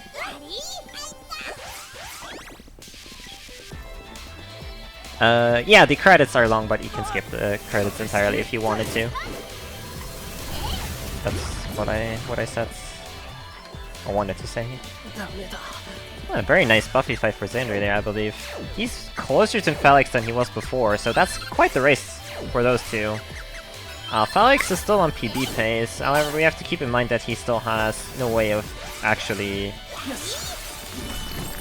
getting rid of his Fire Bouquet debuff, so that will play into the last two fights here. Yeah, it might actually be quite difficult to defeat the Mana Beast. I think he may have to do charge attacks with the boy in order to deal any damage. The tricky thing is that once you get past the first cycle of the Mana Beast, you will not be able to reapply Acid Storm defense, the defense debuff from Acid Storm in the second cycle, so you will automatically deal... Well, if you count Dispel Magic casts, you can, but I mean, you are already so busy. I don't know, I wouldn't count Dispel Magic casts. The way Dispel Magic when the Mana Beast is just flying in the distance, actually. That's true, but at the same time you would still have to count. So the way Dispel Magic works, by the way, is that if it's level 0, you need 9 casts to remove a wall level 8, so if you count, you could technically do it, but... I think it's actually more like 4. No, I think it actually takes... Otherwise the Mana Beast would recast wall in the first cycle, because you definitely get about 8 Dispel Magics in. No, actually, the Mana Beast only ever casts wall at the beginning of the cycle. At least in the original. I've seen it... Well, maybe it was just delayed wall. I've seen it in the middle of the cycle before, but maybe that was just delayed for some reason or another. I don't know. Research. Well, even so, I think it still takes a lot more Dispel Magic than 4. Yeah, I feel like it would still be worth it in the end, honestly, just because you would deal so much less damage otherwise. Yep, it's definitely worth at least trying, probably, yeah, that's for sure. Even if you reflect the magic. The debuff lets you deal about 100 to 150 more damage per swing, that is. So it's definitely worth getting it on there. Okay, so Falexx got rid of Dark Wish, and now we have to hope that the Mana Beast will go properly. And then he will PB as well.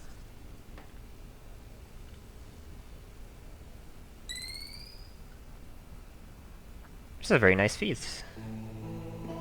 PBing in races is always nice.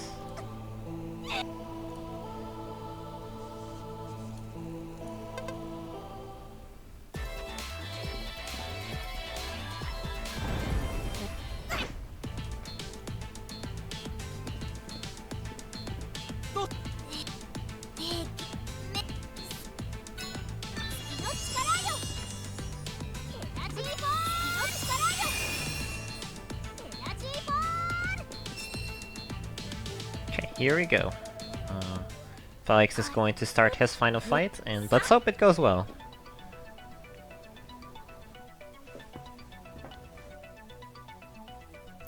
Indeed. I actually still haven't practiced the final Mana Beast fight. Well, I'm kind of lazy. there is a simple way to try and get a 1 cycle, which is not quite as efficient as Crow's way, but it still works out. Crow does a very involved technique, which is very nice, but he basically switches characters, and when he buffs with Moon Energy, he still gets hits in with the girl, which is kind of hard to control. But you can just try to just like swing with the boy, and it should still work out if you don't have any debuffs applied that are permanent. At least that's what I usually do. It should still be a bit slower than, you know, switching between the swings, of course, but it works. Indeed. So also something else worth noting, I guess, is that the reason why we use Lucid Barrier in order to defend against the Mana Beast attack is because any attack that is not specifically a spell that the sprite or the lady can cast on an enemy that deals damage is considered to be a physical damage that can be absorbed by Lucid Barrier. Yeah, oh no. The debuff is shining through. He's not doing enough damage at all. You're supposed to do 300, he is doing about 200, which is not good. So we will definitely see a second cycle here.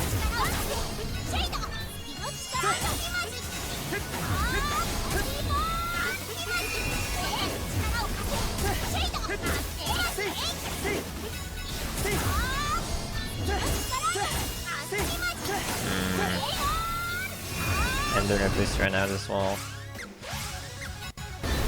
Yeah, so now, since he missed the one cycle, he should probably try to reapply Acid Storm, but he probably won't, and then his crits will deal between 80 and 100 something damage, which is not very much. Yeah, the Mana Beast has 9,990 HP. Well, at least if it's true to your original. I'm not sure. You actually cannot analyze the Mana Beast, you don't know how much HP it does. Whoops.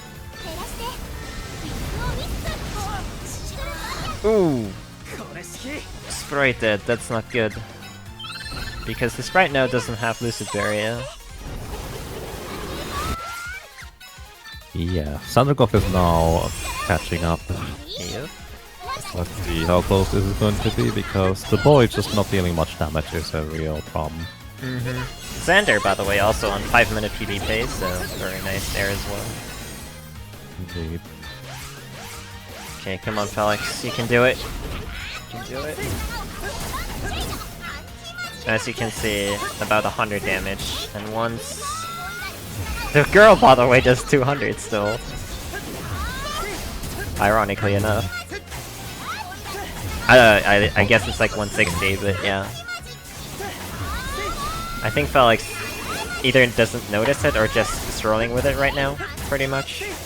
I do not know about debuff. It is kind of a recent-ish thing that we noticed. We're going into cycle 3. He can still PB though. He just needs to live through this right now. Indeed. Does he have any Cups of Wisdom left? He might not. Otherwise... Or maybe he's just... I hope he's just waiting to revive the boy. Maybe that's it. Yes, let's go with that. He does have left, yeah. He's just waiting.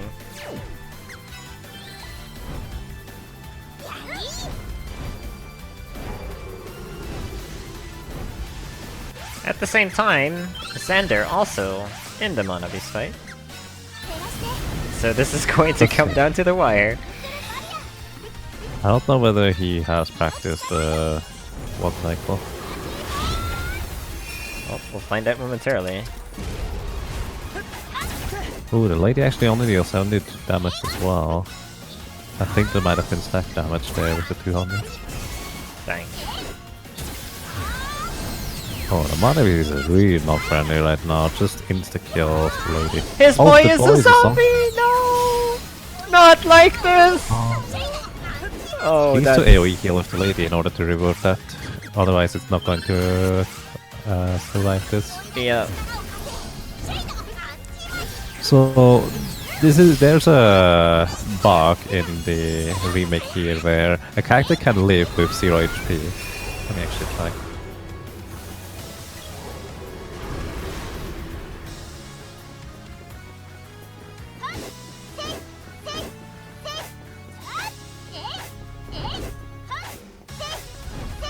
Actually, it shouldn't really matter too much, right? Because we can't target him though. You can target the zombie, but with an AoE heal, it will actually, I think, Yeah, it does actually hit him. So if you get him HP back, he should be no zombie anymore. The thing with the zombies is that they effectively have no stamina bar. What that means is you will always hit with like a 1% or 0% swing, if you will. So the boy is never going to be able to do the damage ever again. Yeah, and he can't even charge double attack if he wanted to. Yep.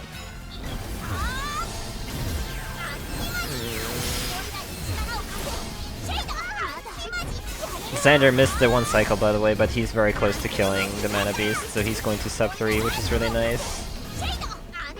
Don't jinx it. I stop talking now, I guess. Well, this is the power of the everlasting debuff for Fire Bouquet. You can see Xander dealing 200 damage. That's normal with the Mana Sword anyways. Yep.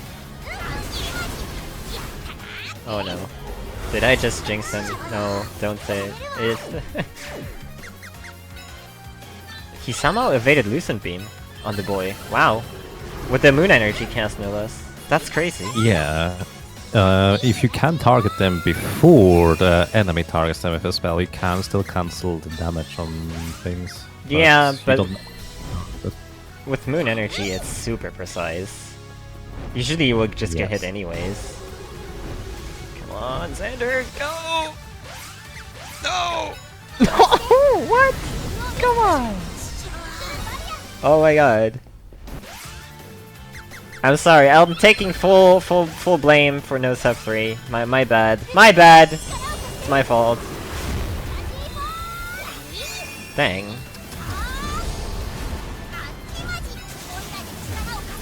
Charging attacks with the girl on Falexx stream. Probably a good idea. Nice. That was a very good crit, 400 damage with the charge attack. Yeah, I think that's his best shot right now. Yeah. Very good improvisation there. The best thing would be still to revive the boy, but don't think he currently reached that. Yeah, he's not realizing he can do that. Wow. How much more damage will this guy take? Jesus. Please. I feel like they've done 9,000 damage at this point, and Xander in fact did, and gets to kill the Mana Beast with a final time of 3 hours and 35, which is a PB by 10 minutes. So GG to Xander.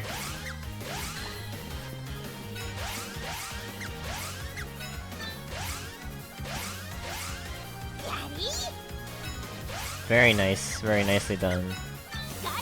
Let's just hope that Falexx gets out of this infinite. He should be really close at this point, to be honest, though. He has no more Cup of Wishes, though. Uh-oh. Uh-oh.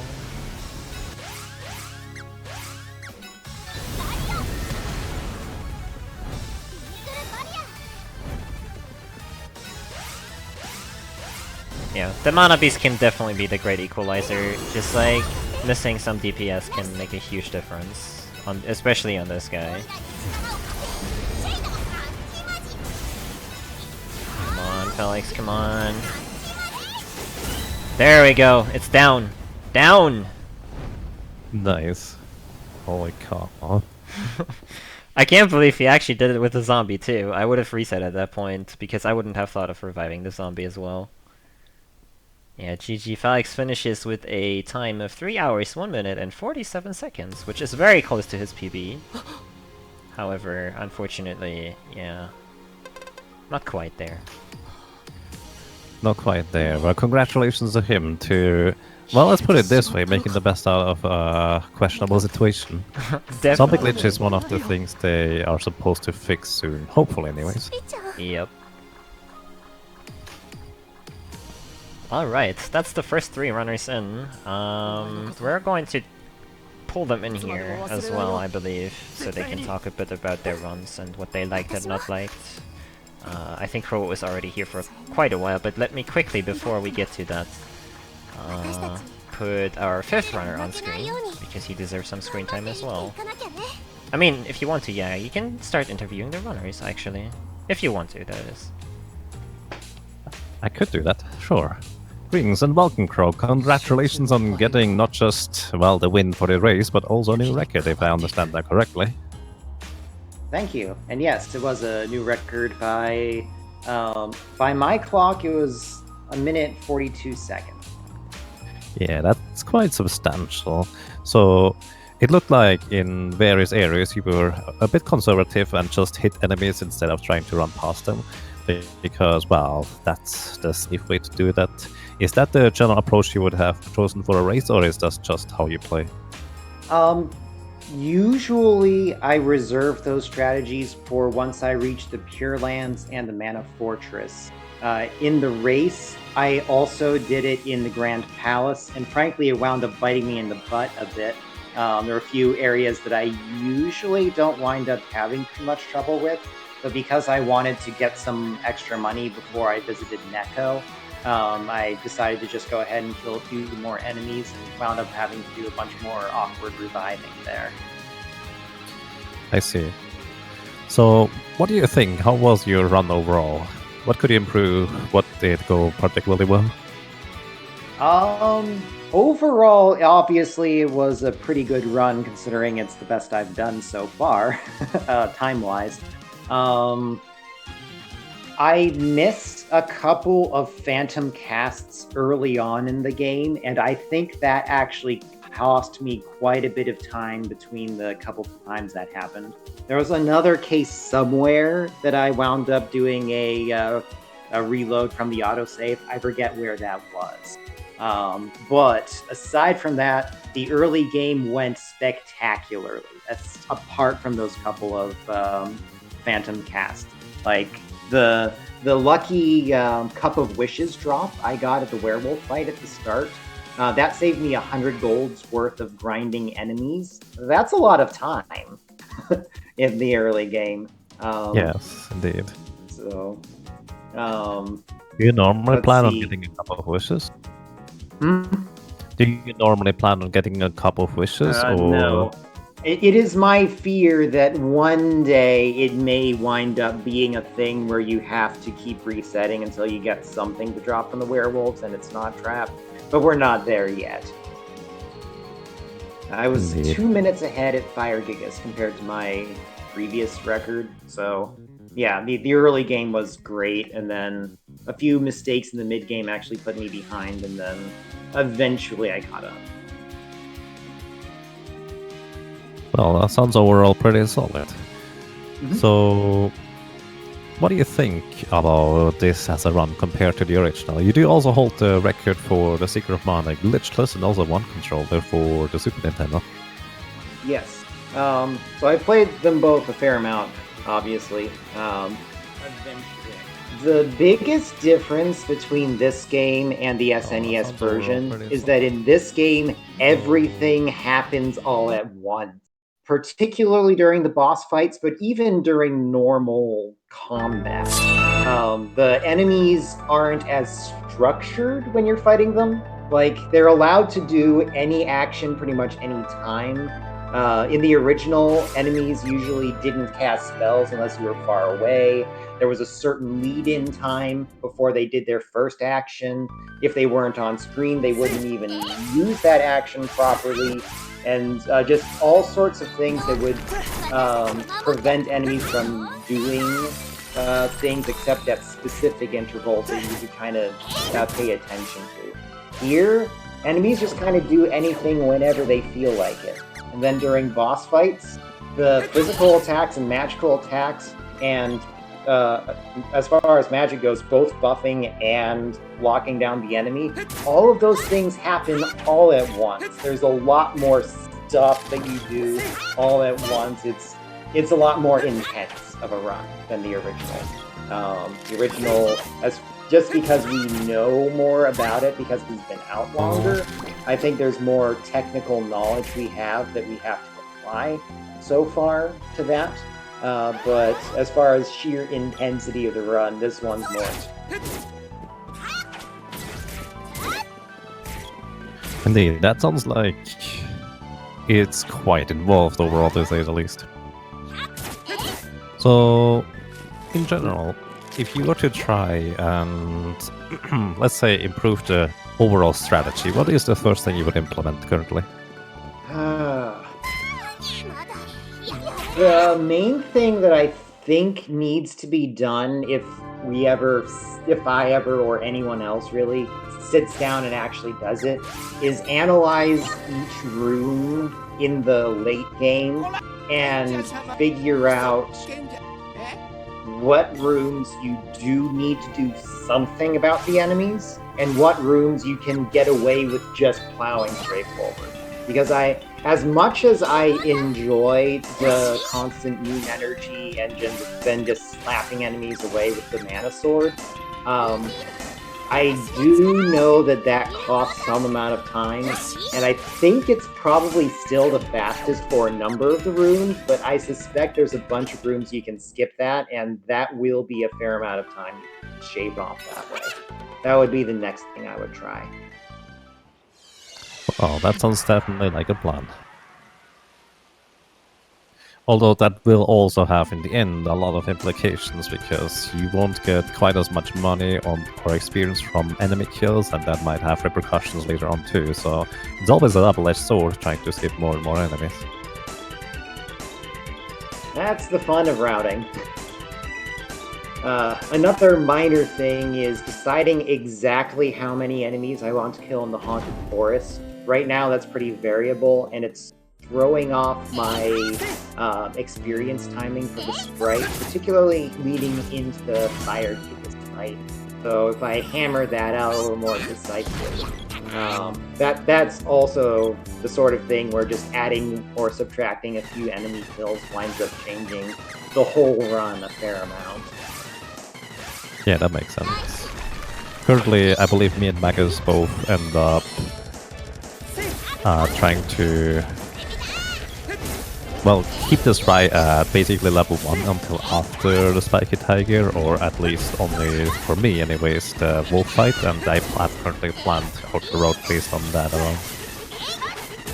I hope you saw, and maybe I hope you change your mind as to having the sprite dead for the werewolf fight after seeing my run here. You can kill the werewolves really fast with swap attacking if you keep them kind of pulsed so they're both doing 100% alternating. Yes, I definitely saw that. I've done that myself as well, but currently I've not gotten to the point where I can reliably get the sprite through quickly without any pauses. Sometimes it gets through, and then I try to do this kind of thing, but oh well. It's kind of difficult, to say the least. Yeah, there are many runs I go through where I wind up dropping either the sprite or the boy on the way to the werewolves, and I just reset on the spot. It doesn't cost that much time as long as you reset early into a room, but it does add up.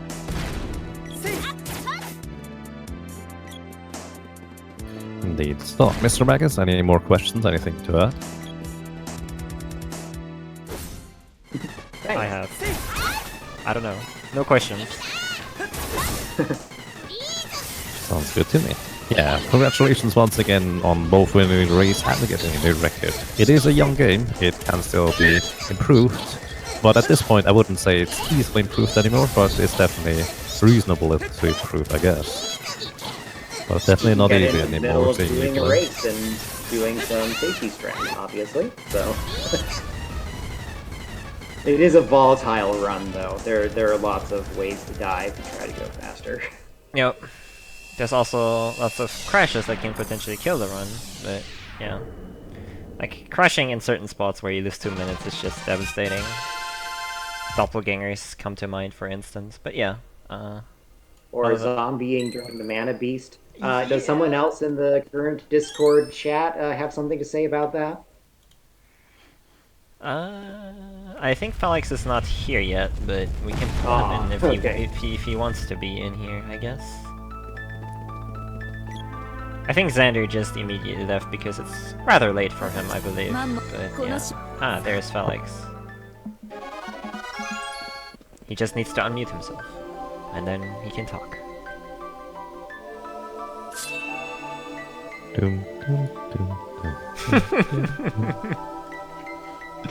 Hey Falexx, how's it going? Rip. Your microphone might be on push to talk. Either way, welcome Falexx, congratulations on finishing a run, especially with that zombieing at the end. That was quite the miracle that he pulled off there without dying.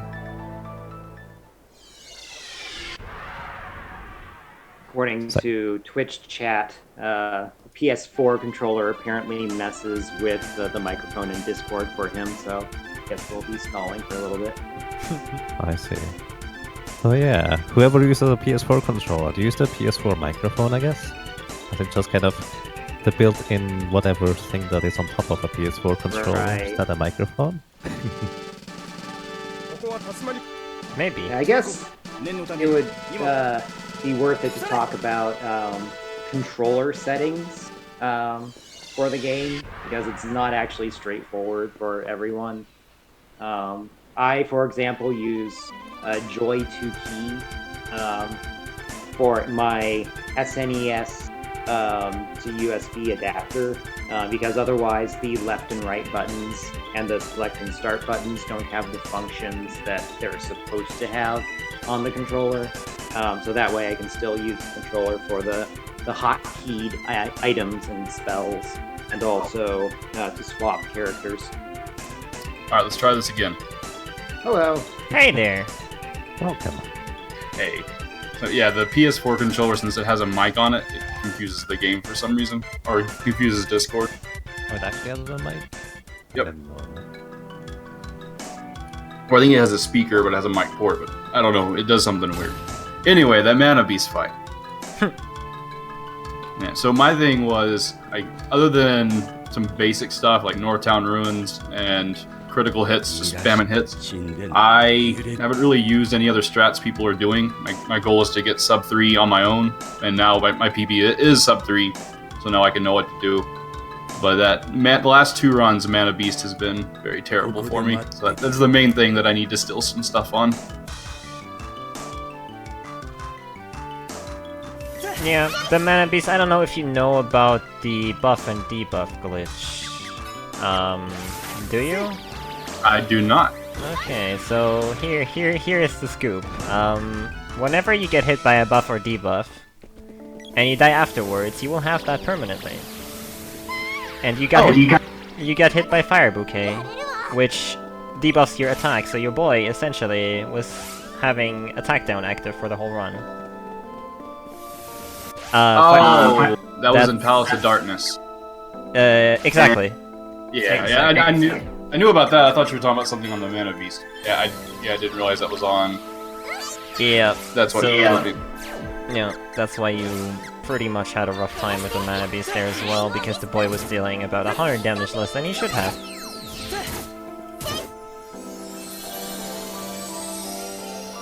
Well, my best guess for how to recover from that is to charge up the boy to level 6 attacks, or maybe even the girl, whenever the Mana Beast heads in straight at you, because you can actually attack it when it does that.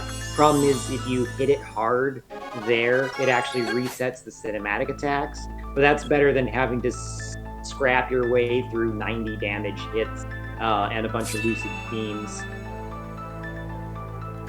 Yep. Yeah, it did make me pretty sad. Another thing you can do if you notice that you're debuffed is you can get hit by the debuff again and let it run out. That works, actually. But it's kind of hard to force a Fire Bouquet on a specific character. Maybe wall strats? You could try to do that, but even that is sort of random, I guess. But yeah, that's probably your best bet, actually, at that point. Yeah, that's one of the things with the remakes is it's a little harder to shield characters. Like in the original, particularly with the Marma Blues, run with the boy, so that way if they drain somebody, they usually drain the first person. But now the Marma Blues will just they'll take anyone they want. They still target the closest character, I think, but the problem is it's much less reliable when it is that they target. So if you're running tangentially to them, and they start targeting you before you reach them, then it'll hit the first character. But if they start targeting you after you've passed, then they'll hit the last, or in between, they'll hit the middle. So It's still technically the closest character, but with the less reliable timings on enemies' actions just throughout the game, it's a lot harder to know what's going to happen. And I think with the fact you can't stack spells anymore, I'm thinking if they hit the boy and he's currently being hit by it, then the next closest person will get targeted.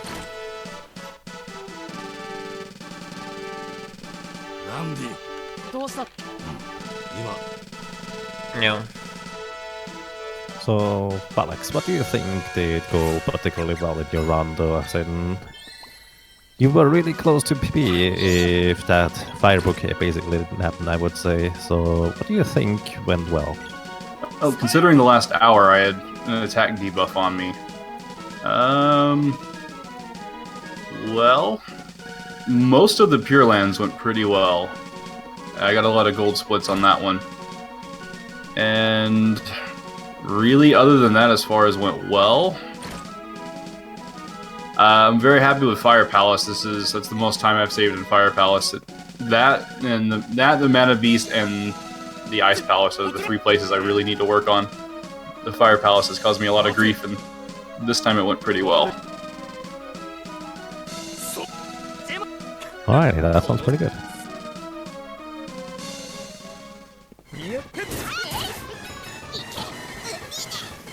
So, unfortunately, Nariom, who I had just pulled up on screen, does have slight internet issues and he forfeited. Unfortunate. He was about to finish the game in like a half an hour as well, so that's really unfortunate. Which means only Jinny is still going. However, Jinny will need quite some time to actually finish up his run. So I think we're going to try and wrap it up here in about like 2 to 3 minutes. Since, well, this is going to take a while. And yeah, for reference, Jinny is doing his literal first complete run. He has run it up to Darkstalker so far actually, no, he has run it up to Minotaur so far, and is now basically just kind of trying to find his way through the area without necessarily knowing the route. But, well, This is gonna be fun. indeed.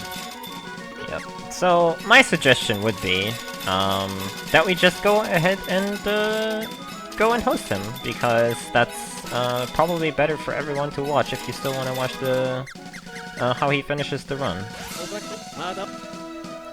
I do agree with that. Okay, other than that, guys, do you have anything to say about the race or the remake in general? Basically what y'all have been saying. It's a new game, and people should pick it up. It's very fast-paced, and it's a lot of fun. Yep. I'm inclined to agree with that. Definitely. Yeah. Yeah, we always welcome, of course, new runners as well. If you're uncertain about, like, speedrunning Secret of Mana in general, we have a Discord. Does somebody have a link to that really quick? I can catch that. That would be nice. Where a Mana Discord, essentially, for all games. So it's not only the remake, but also the original, and ST3, and Final Fantasy Adventure, and all Mana games you can think of, essentially. So, if you were ever interested in learning something, well, you're free to join us here on the Discord, and we will help you out as much as we can. But yeah, I hope you enjoyed the race. I did definitely enjoy it. Thank you very much for Yaga for jumping in on commentary. It was a pleasure commentating with you. Thank you for having me. Thank you for restreaming and setting up everything else here. That was very nice of you, to say the least. And I do believe it was Crow who created the layout, question mark? Yes, Crow gave me the assets, and I just kind of sort of did a couple small changes in the end, but yeah. The windows in that are taken from the website for the Adventures of Mana game, which was made by the same team as made this one, and is a remake of the prequel to Secret of Mana, which I guess not as many people might know about. Final Fantasy Adventure, a Game Boy game, was the prequel to Secret of Mana, and there is a Android or iOS, or Vita if you happen to have one, remake of that called Adventure of Mana. A lot of the same art style. Heck, you'll see a lot of the same art assets in that as you saw here. So if you enjoyed that, go ahead and give that a try. Very Zelda-like game, I would say. Yep, definitely. And with that, again, thanks to everybody for watching. Thanks to everybody who was involved in the race. It was a lot of fun doing this, and who knows, maybe we get to see things like this on a more frequent basis. I would definitely enjoy that. But yeah, thank you very much, and you all have a good night. Bye-bye.